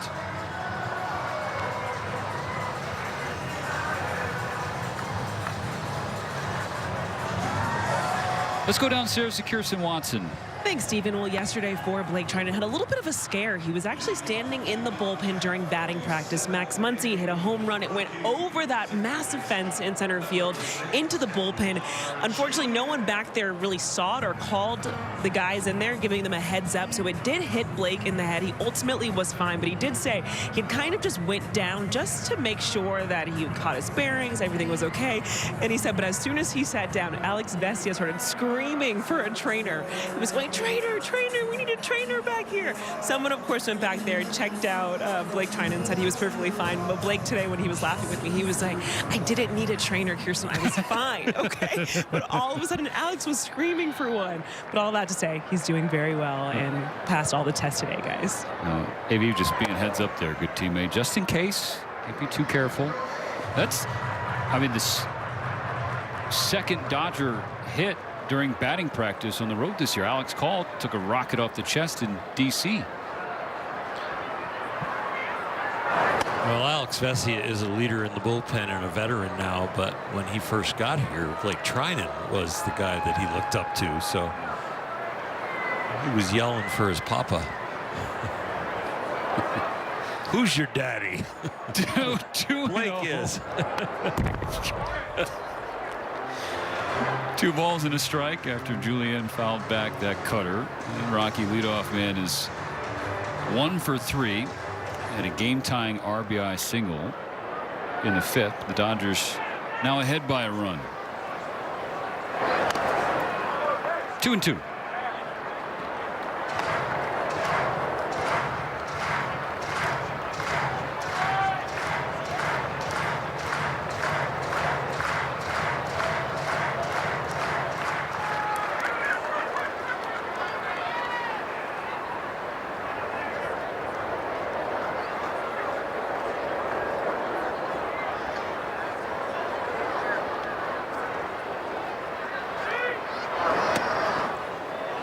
Sweeper down and in, and now the count full.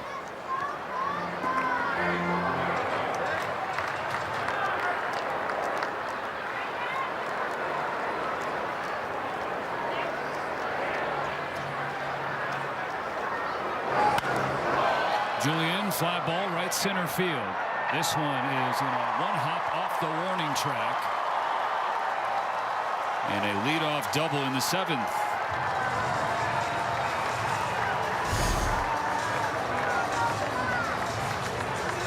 Backdoor little sweeper, and it's tough with the thin air here today. Very little humidity, under 10%.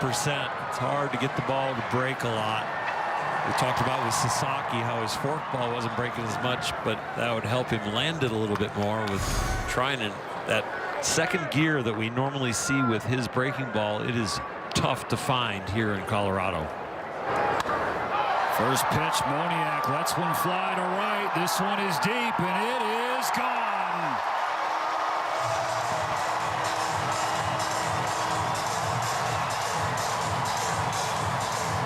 And just like that, Colorado takes the lead on a 2-run blast from Mickey Moniak.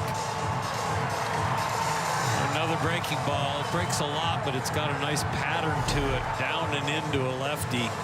Look, they're trying to go back door. It creeps its way back to the inner half.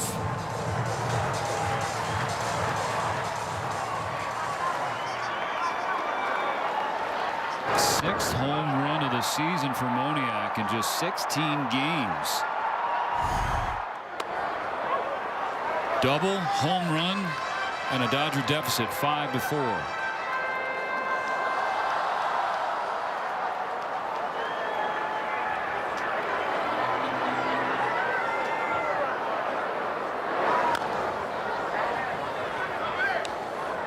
Those are the first 2 runs that Blake Trinan has given up this year. Came into the game with a 0.00 ERA. Double and then the long ball.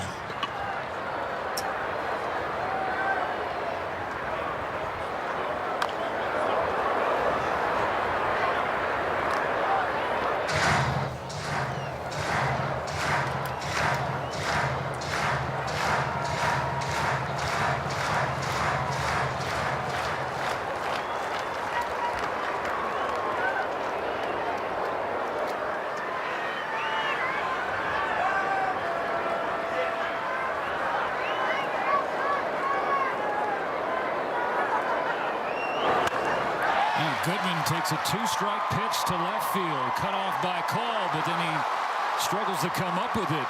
So 3 straight extra base hits for the Rockies.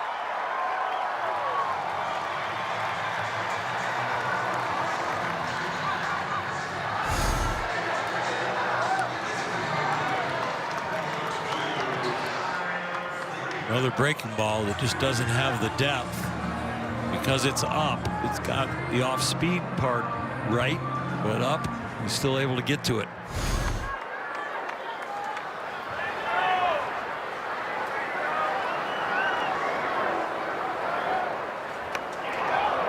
Tyler Freeman bunts a strike foul. Still no outs in the 7th. 5-4 Colorado.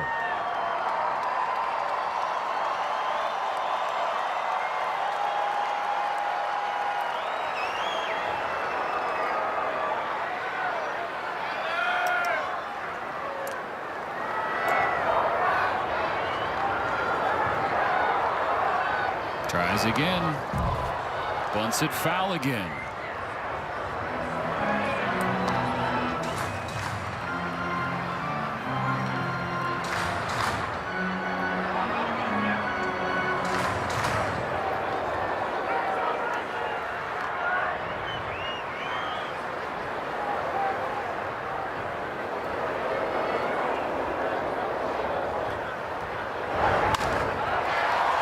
Broken bat, Flair drops for a hit.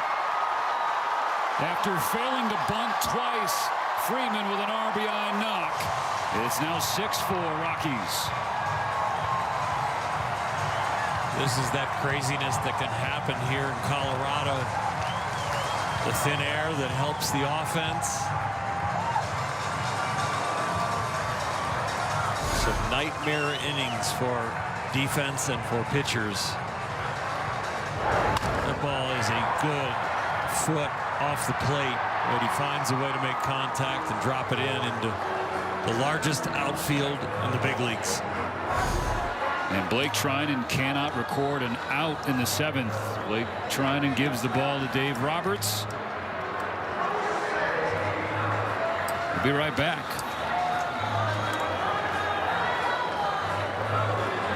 Celebrate Women's Night on April 28th. Grab your special ticket package and get your exclusive quarter zip sweater presented by UCLA Health. For tickets, visit Dodgers.com/promotions.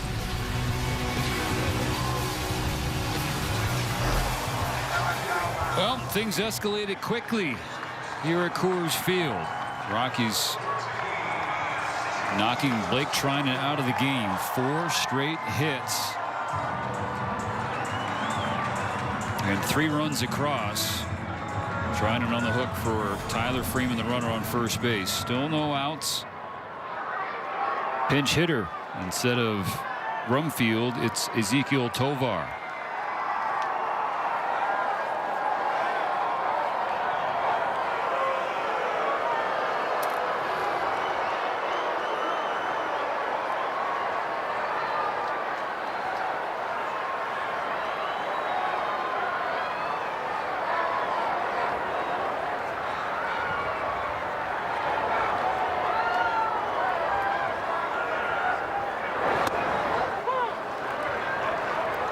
Called a strike. Tovar issues an ABS challenge powered by T-Mobile. Called a strike.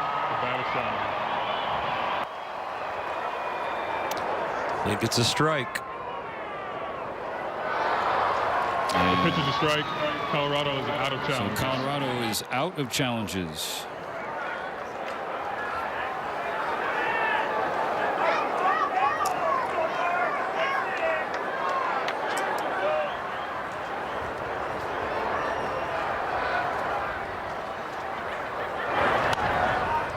Dodgers staff has struggled to hold leads the last 2 games against this Rocky lineup.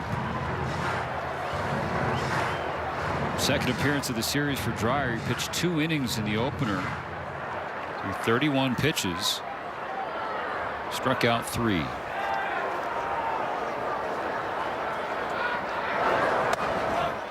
One and 2.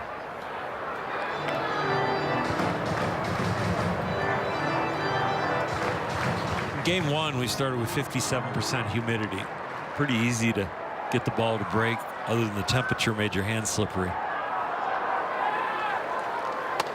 Tovar down swinging. Game 2, we started with 12% humidity, and it grew to about 24%, but it got a little harder to make the ball break from the mound. Today, we started with 6% humidity and a warmer day, and it has been a little rougher on the pitchers. and a little bit more friendly for the hitters.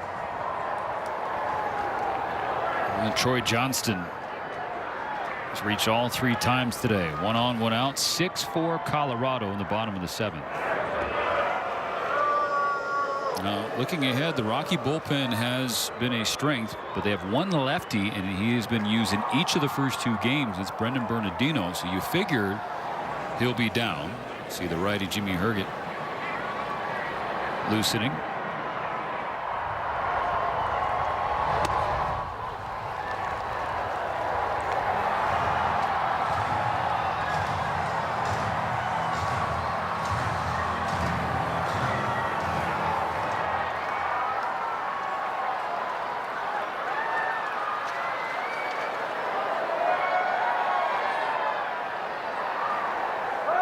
Runner goes. Johnson swings. This one to right. Tucker makes the catch. A throw back to first. A little late. Freeman back in time. Memory serves, I believe Freeman, he was last summer. Didn't he get double off at first base, ending a game like inexplicably?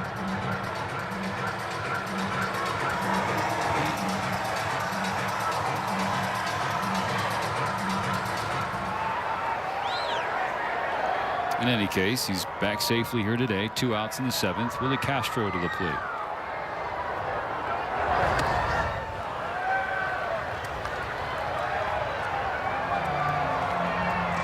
You talked about the workload of the Rockies bullpen.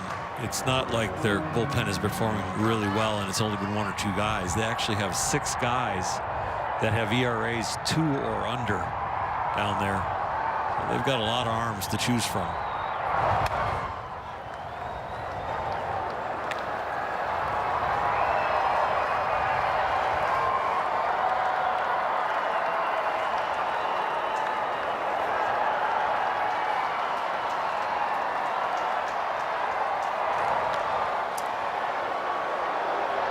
By the way, confirmed it was Freeman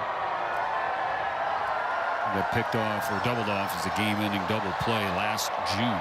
Andy Pajes threw him out. Ball and a strike. The pitch to Castro with the runner going upstairs. The throw down to second. The tag. Got him.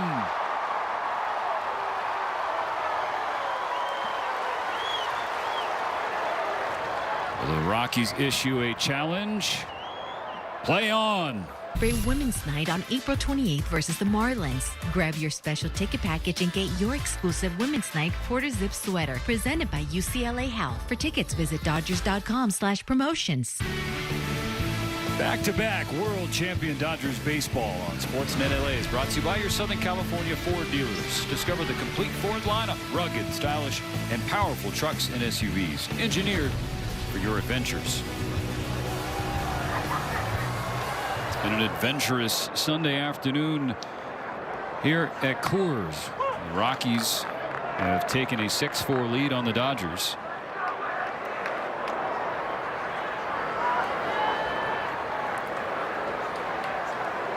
Dodgers down to the last 6 outs. Andy Pajes leads off and laces one foul down the left field side.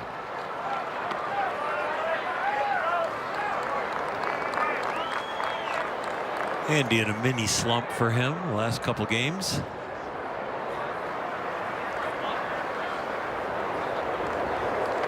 Boy, he's been swinging the bat this year. He is very due to get a hit here.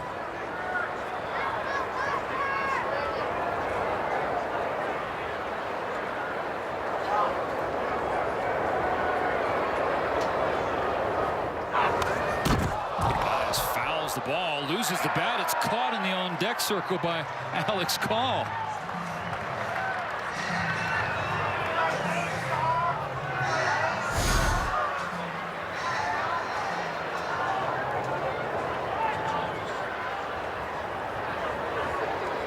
A lot of changes in the field. Nicely done, AC.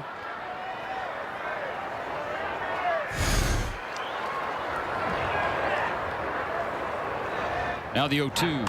Pajes tries to poke one into center, and he does. As Tovar and Castro, they just basically got out there. Tovar taking over at short and Castro flipping to second. Did not communicate, and so that'll bring the tying run to the plate for the Dodgers. Hockey playoffs has started, and there's a little puck luck in hockey. Well, this is a little baseball luck right there. Getting those two guys thinking they might collide and having your ball drop and hit some outfield grass for a base hit.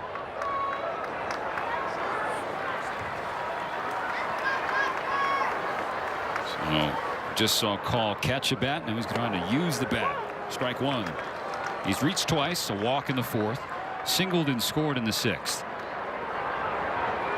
Dodgers down a pair. Ryan Ward on deck.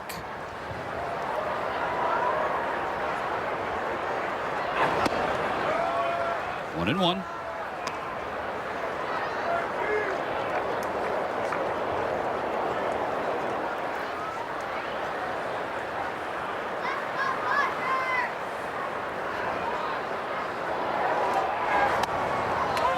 Sweeper in there. Herget takes advantage. 1 and 2.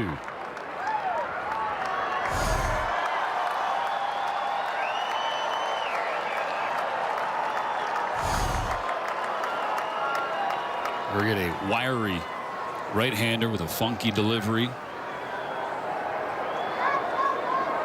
Sort of an old-school presentation on a number of fronts. Ball and 2 strikes. Strike 3.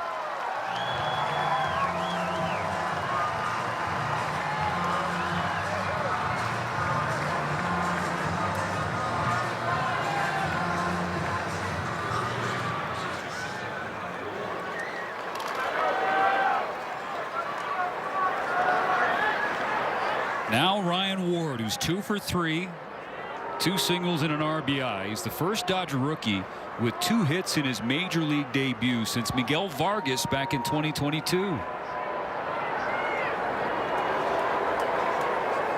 Does he have a 3rd hit in him?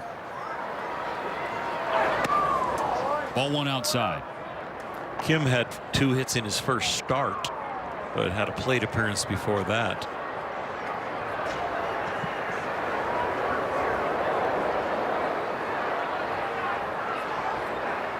The 1-0 from Herget.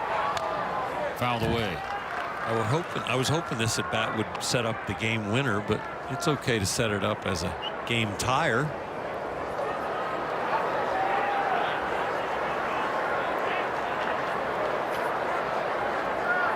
One on, 1 out, 1 ball and 1 strike. The Dodgers trailing by 2. Popped up on the infield. Carroll's calling for it. 2 out.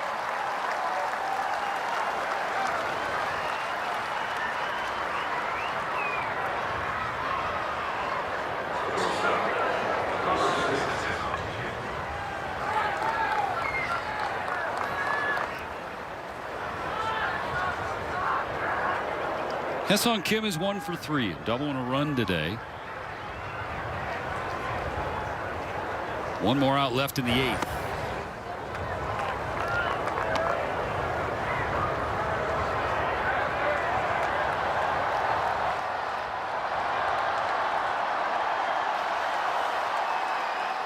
Time on the field is someone wants to go to jail.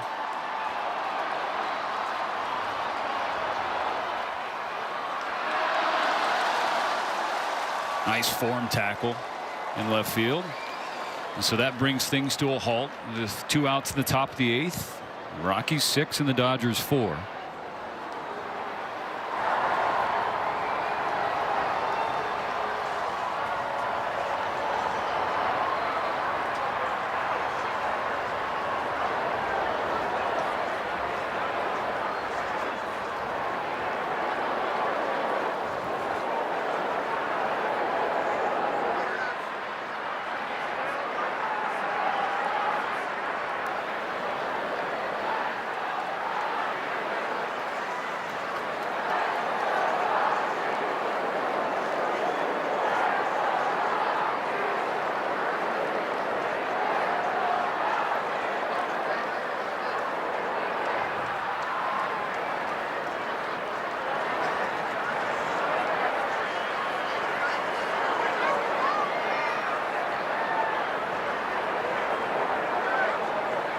All right, we're all set.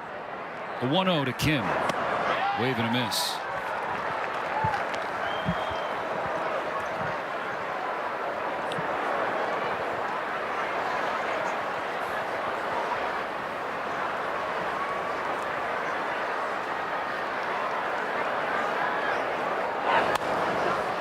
Kim goes the other way. Going first to third is Pajes. Tying runs aboard. A lot of ways to score in this ballpark with this outfield territory. A lot of doubles, and a 2-out double from Freeland now would definitely be able to score Kim. I do not think he's going to risk stealing second unless he knows he can swipe it easily. You do not want to make the third out at second base when you have a runner in scoring position.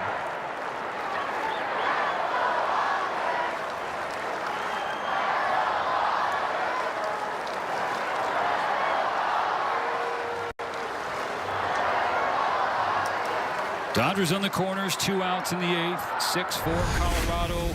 Alex Freeland 2 for 3 with 2 RBI base hits. I got one kind of freebie there, but smoked that second one in the line drive.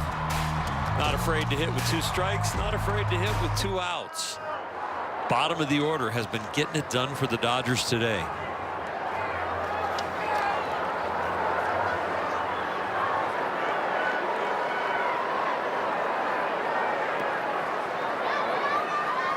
See that production of 7, 8, 9. The only way he steals is if he really is sure he can make it. Ohtani on deck. The first pitch to Freeland is a strike. Don't want to make the third out at second base. You want to give Ohtani a chance possibly to get up in this inning. Gets 0-1. Skips away from Goodman. They don't need to steal. They give him the extra base. That's the safe way to get the second base, to get the tying run in scoring position. A little wild pitch. Turnabout's fair play. The Dodgers did some setting of the table for the Rockies in their offense. Now the Rockies return the favor. Now situationally, if you're Alex Freeland, you know who's behind you on deck. You're getting some strikes. Second and third, 2 outs in the 8th. The 1-1 to Freeland. This is the outside corner. Rockies don't have any more challenges left. Not that they wanted to use one there.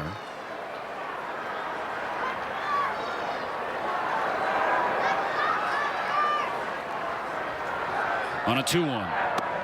Urget misses away again. Ball 3.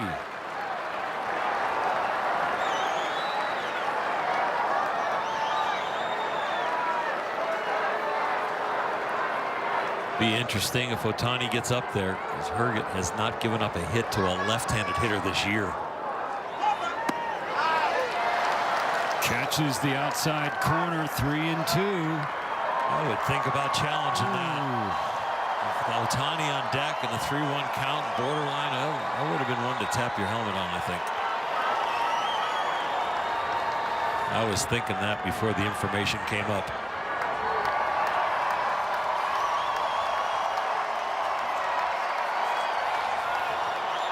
Two on, 2 out. The payoff. Freeland flies it right center. Doyle back at the track. And he hauls it in. Freeland just missed. Still 6-4 in the middle of the 8th. Time 2 or go to getbullseyepro.com. Coming up after the game, it's Access Sportsnet Dodgers presented by Mercury Insurance. John Hartung, Jerry Harrison Jr., Dontrell Willis on the Dodgers here in Denver to keep fighting. Edwin Diaz is going to pitch the bottom of the 8th with the Dodgers down by 2. It'll be nice to see Edwin out there, keep the lead for the Rockies right there, and to see how he's throwing the ball. I was a little concerned about his knee in one of his outings to see the velocity tick down, but training staff, and Edwin says he's healthy now and feels good. Facing the bottom of the order, his first pitch to Castro is sent to right field for a leadoff single. You know, Alex Freeland, we saw the shot go into break of him frustrated on first, and how could that not go out? He thought it was a go-ahead home run, but you think about the pitch prior, the Dodgers had 2 challenges left. You know, that's one of those leverage spots that might not get higher than that the rest of the way in the 8th inning. It would have been ball 4 if he would have challenged it. Ohtani would have come up with the bases loaded. A throw over from Diaz. Nice pick from Ward. Bouncing throw.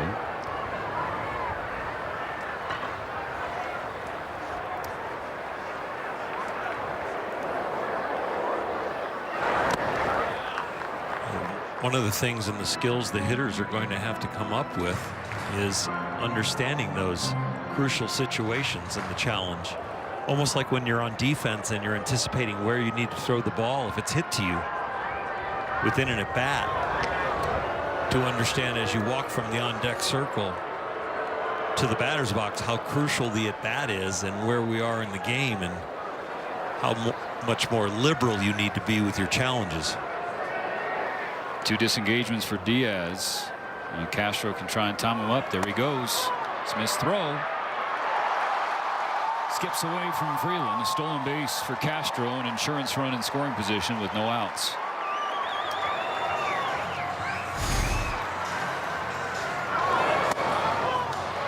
Will Smith has done a great job with his throws over the last few years, becoming one of the elite catchers of getting it down there. Very quick with his feet, very quick with his release, and accurate with his throws. That was just stolen off of Diaz. Nice play. And quickly over. Old Castro to second. 2 balls and a strike. Well, it's the backhand stab, but then it's the quick feet as he continues his momentum and picks up where the ball is that shuts the run game down.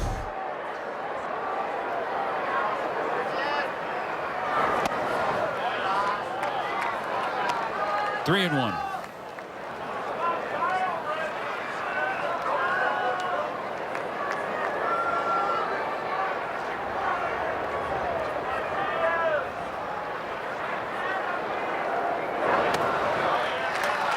First 2 aboard for Colorado in the 8th.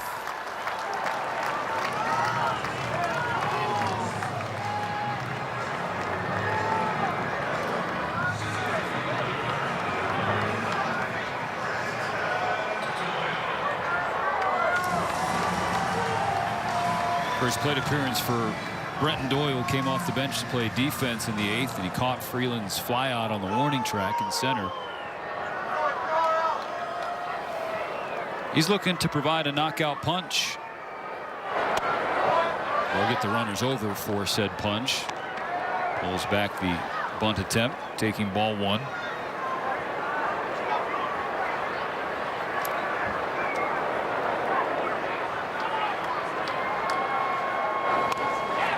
Bunt down to third.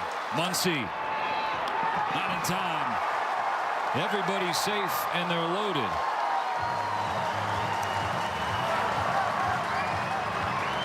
A perfect bunt from Brenton Doyle with his speed. Max is in at third, but he deadens this the exact right distance. So the combination of the quality of the bunt and the speed with a little stumble there at the end, he makes it easily. Infield in for the Dodgers. Ball 1 to Julien. Kyle Hurt up and throwing in the Dodger bullpen.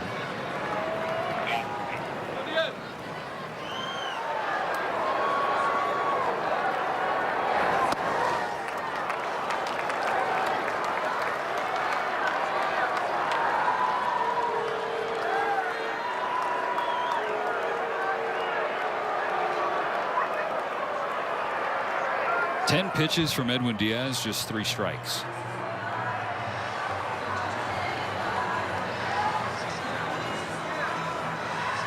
some ways you don't worry because it's a closer and a non-closing situation, and these kind of outings will happen. But in other ways you do worry because he's been held down to let his knee heal a little bit.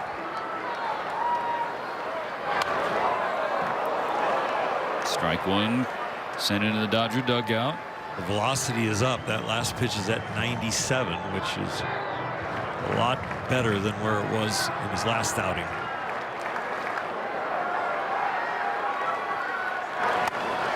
Ball three, not close.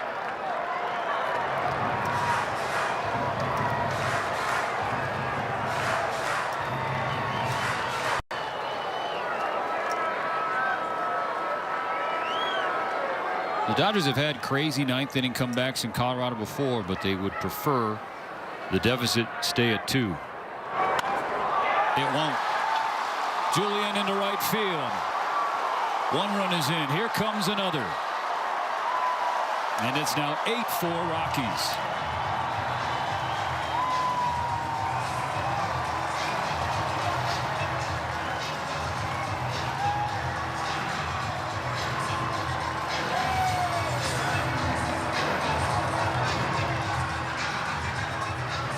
Just like Blake Trinan, Edwin Diaz can't record a single out. Kyle Hurt going to try and clean up the mess after this. Toyota, let's go places.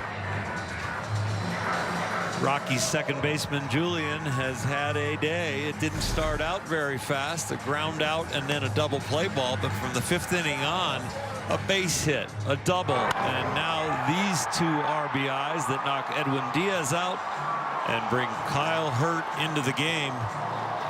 It's looking like the Dodgers will need to win tomorrow to gain a split here in Colorado.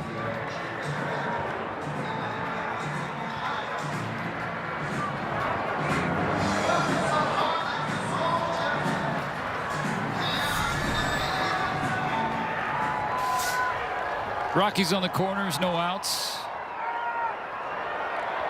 Kyle Hurt to Mickey Moniak.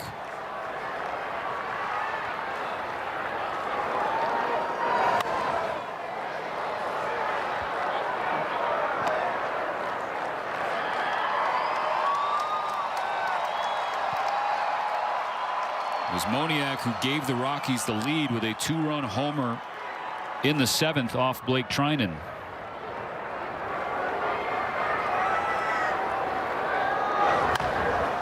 Bouncer to first. Ward goes to second. The throw back, not in time. Run scores on the play. And the Dodgers now trail by 5.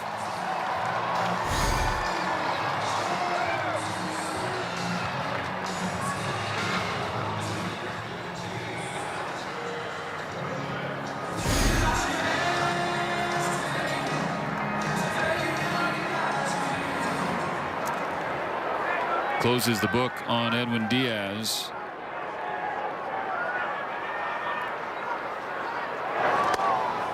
Three runs in this inning, all charged to the righty.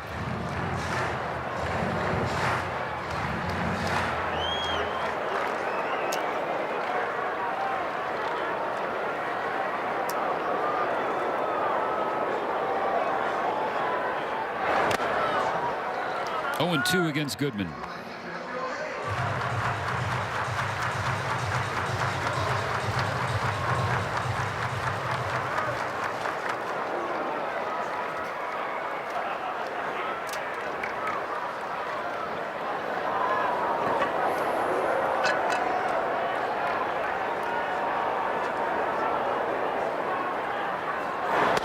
Strike 3.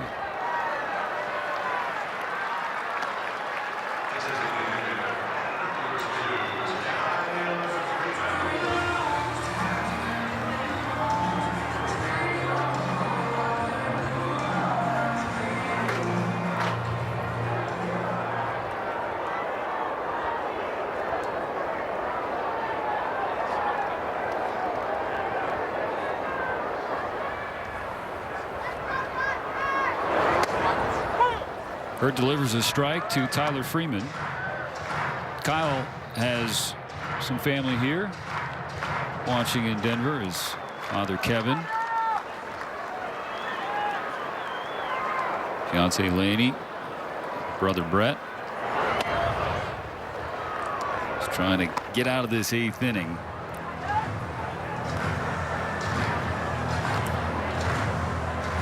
Ownership switching a little bit here in Colorado, and I think the theory of building a winning organization again is switching. The fans here have always been supportive no matter where they finish in the standings. There's only 11 teams in the big leagues right now that draw more on an average than the Rockies this year. So they are supporting this team even though they've gotten off to another slow start. The people of Denver and the surrounding area, they're very, very supportive of the Rockies. It's a great place to catch a game. Really is. The 1-1 to Freeman. Bouncing ball up the middle. Freeland has it, steps on the bag, and that ends the 8th inning. But the Rockies with 3 runs in the 7th, 3 runs in the 8th. Up 5 going to the 9th. Coors Banquet. Start your legacy. Even though the Rockies lead by 5 after 3 insurance runs in the 8th, they bring in their closer Victor Vodnik to work a 2nd straight day. Got the save last night, his 3rd of the year. It's a scoreless inning. Did give up 2 hits through only 15 pitches. You're trying to build a winning attitude and a winning culture. You have to, if you're the Rockies, win the games you're supposed to win. And so I understand them bringing in one of their best pitchers, and especially here at home.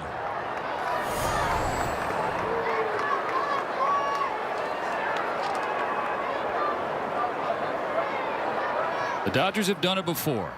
Coming back in Colorado, down 5 starting the 9th. Can they do it again? Ohtani to the gap in left center field. That's a start. A leadoff double, one hopping over the fence. A break for the Rockies, otherwise that would be a triple.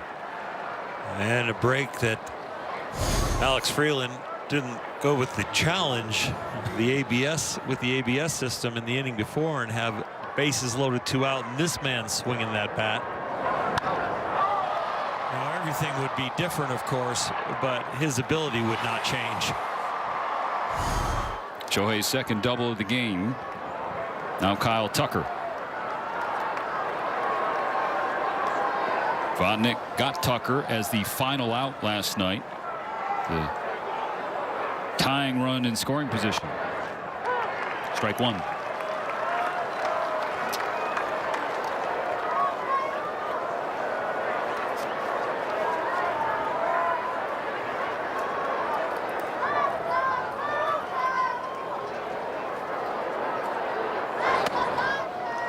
Ball and a strike. 1 hit and 4 plate appearances so far today for Tucker. And that hit was a 5th inning single.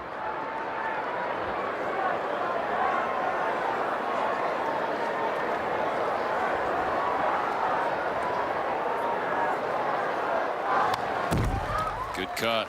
Fouls back a change. Falls behind 1-2. The goal is to bring the tying run to the plate. No matter where you are in the order and what the situation is, you're just trying to get on until you become the tying run.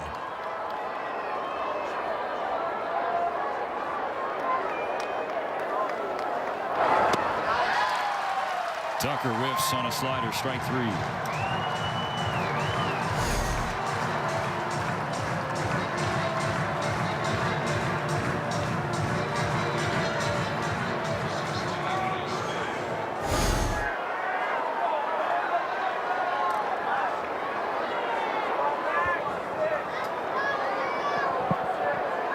One on, one out. Will Smith is 0 for 4. Look out.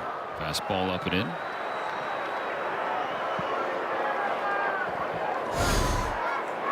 Chin music. Not the hitter's favorite song.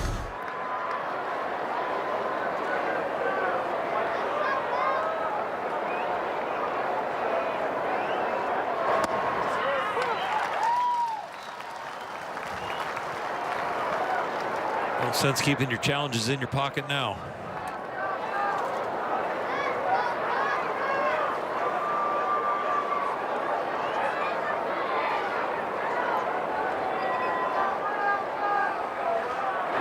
Look out. Inside again to the backstop. Ohtani scampers over to third.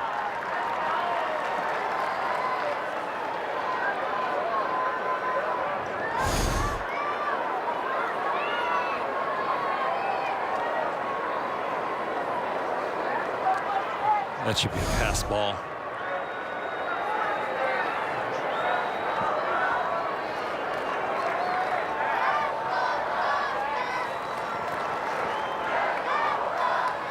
Sounds like they scored at a wild pitch. 2-1 downstairs. The official score is wrong. God's honest truth. He's wrong. I disagree. If a big league catcher can't catch that ball.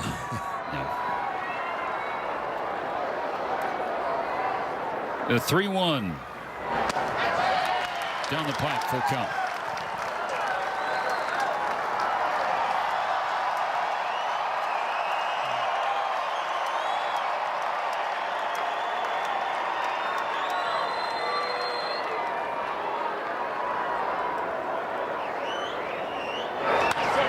Base hit right field.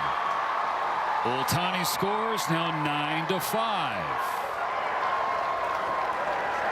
Well, you mentioned in an earlier at bat how Will Smith rises to the occasion, and big time situations at the end of the game he comes through. Well, that 316 batting average that you mentioned earlier about late situations, he continues to raise it up. Still 2 outs to play with. Max Muncy watches a slider miss downstairs. One more to reach. Got a peek of the Rockies dugout. That's who's calling the pitches, not Hunter Goodman. 1-1.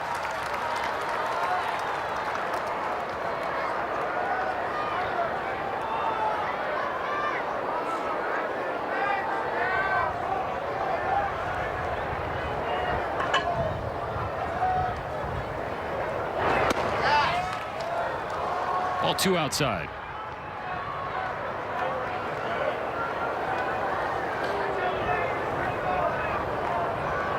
If that had gotten called a strike, you know, Max would have been challenging.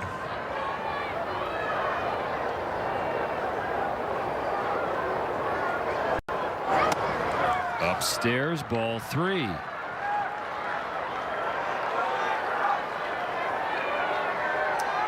Andy Pages is next. Couple more. Keep the line moving. Swinging tapper to the left side, and Muncy reaches. A swinging bunt. Let's get weird.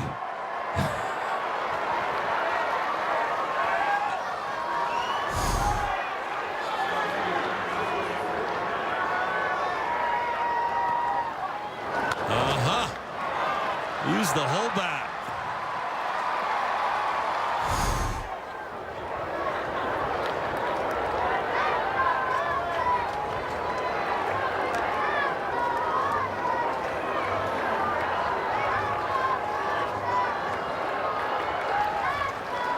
I like where your head's at, partner. What'd you say? Dodgers. Let's get weird. And Dodgers' secret weapon in Dalton Rushing is still available.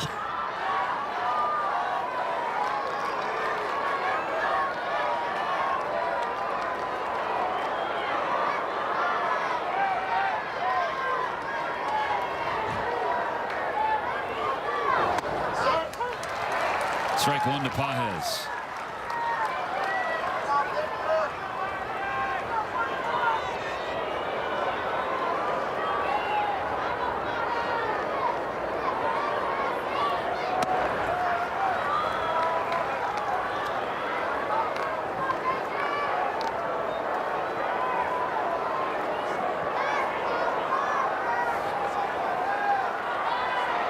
First and second.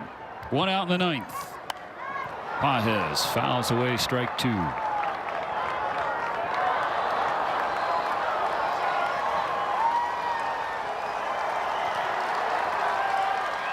hot, Andy. Let's make it exciting.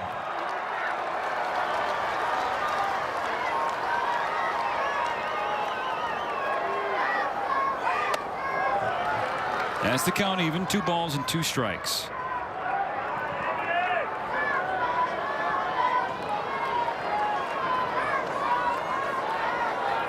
Nobody throwing in the Rocky bullpen. Vodnik north of 20 pitches. Number 22, the 2-2 to Pages. Low and away. Short relievers at high altitude at 22 pitches under your belt. Not only are the Dodgers rallying, but he's getting a little tired out there. And pitching in back-to-back games. Quick turnaround. Day game after a night game. The payoff sails to the backstop. Ball 4. And the bases are now loaded.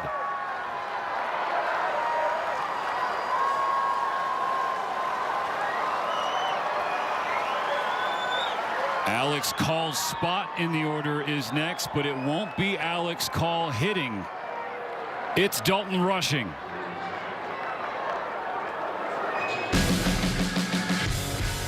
Home runs in his first 18 ABs, tied for the second fastest in the modern era by a Dodger.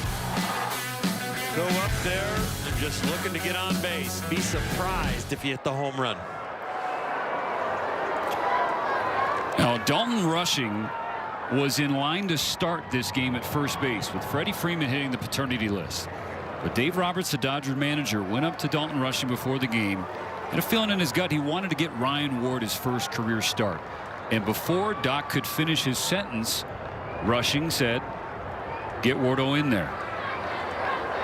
And so Ward had his first start and had his moment. His first hit, first RBI, first multi-hit game. He's on deck. Now Rushing comes off the bench representing the tying run in the top of the 9th.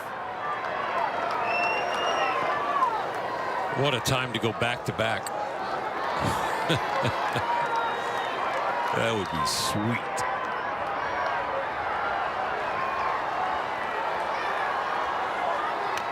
Swings to the first pitch, fouls a heater away, strike 1.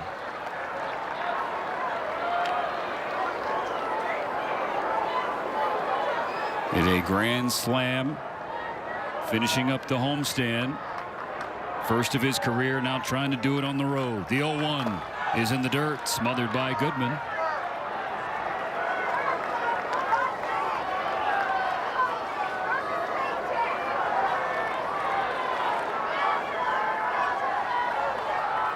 A low ball hitter that can actually elevate the ball even when it's down.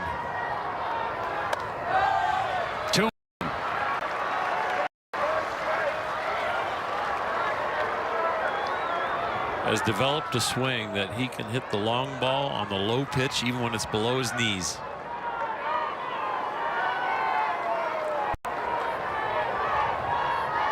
The 2-1 misses outside.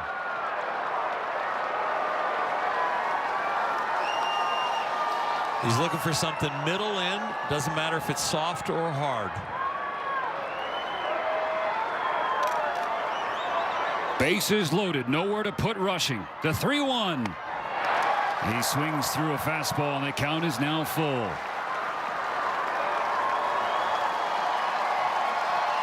Kind of calmed himself down there after that swing. Kind of like make him get the ball down and control your emotions.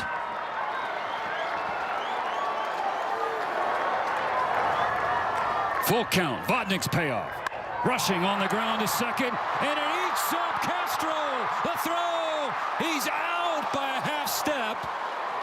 A run scores on the play. Dodgers will definitely look at it, but he looked out, maybe the foot over the bag instead of on the bag. Play on. There is life because of this bobble, because it would have been a double play. When you have that much time to recover and still throw the catcher out, it was close. So it comes down to Ryan Ward in his major league debut. 2 for 4 with an RBI. He's the tying run at the plate. Takes the ball down and in. He has not been afraid to swing the bat when he gets a strike. He led all the minor leagues in home runs last year with 36. 4 already this season for AAA OKC.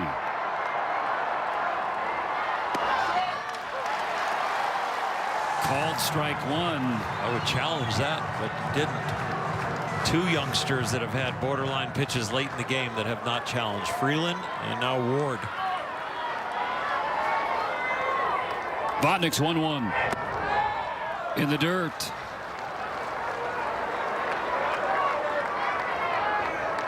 I know he took that. It was ball out of hand, but the body language told me he's in control of his mind.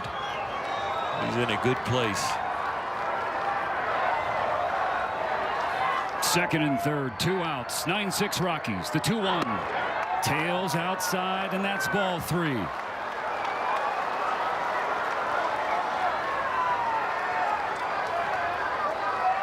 Same thing as rushing, looking for a ball middle in. Every Dodger to a human said Ryan Ward deserves this day. The 3-1. Fights one toward right center field, sinking fast. A diving catch in right by Johnston to end the game. Oh my goodness, what a play.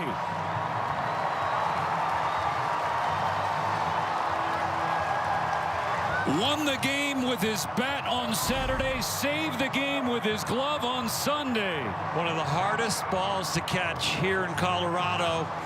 Full swing from a power hitter off the end of the bat. He gets enough jump and enough speed and enough glove to end the game. A memorable day for the Ward family. A memorable day for Ryan Ward. And it almost was a dream come true. The Dodgers drop game 3, 9-6. They will have to salvage the split tomorrow in this wraparound series. A lot to talk about on Access Sportsnet Dodgers. That is on the way. On behalf of the Bulldog, Oral Hershiser, Kirsten Watson, and our terrific crew, Mike Levy, executive producer, Ben Dillenberger, the director. I'm Stephen Nelson. Thanks for watching. We'll do it again from Denver on Monday.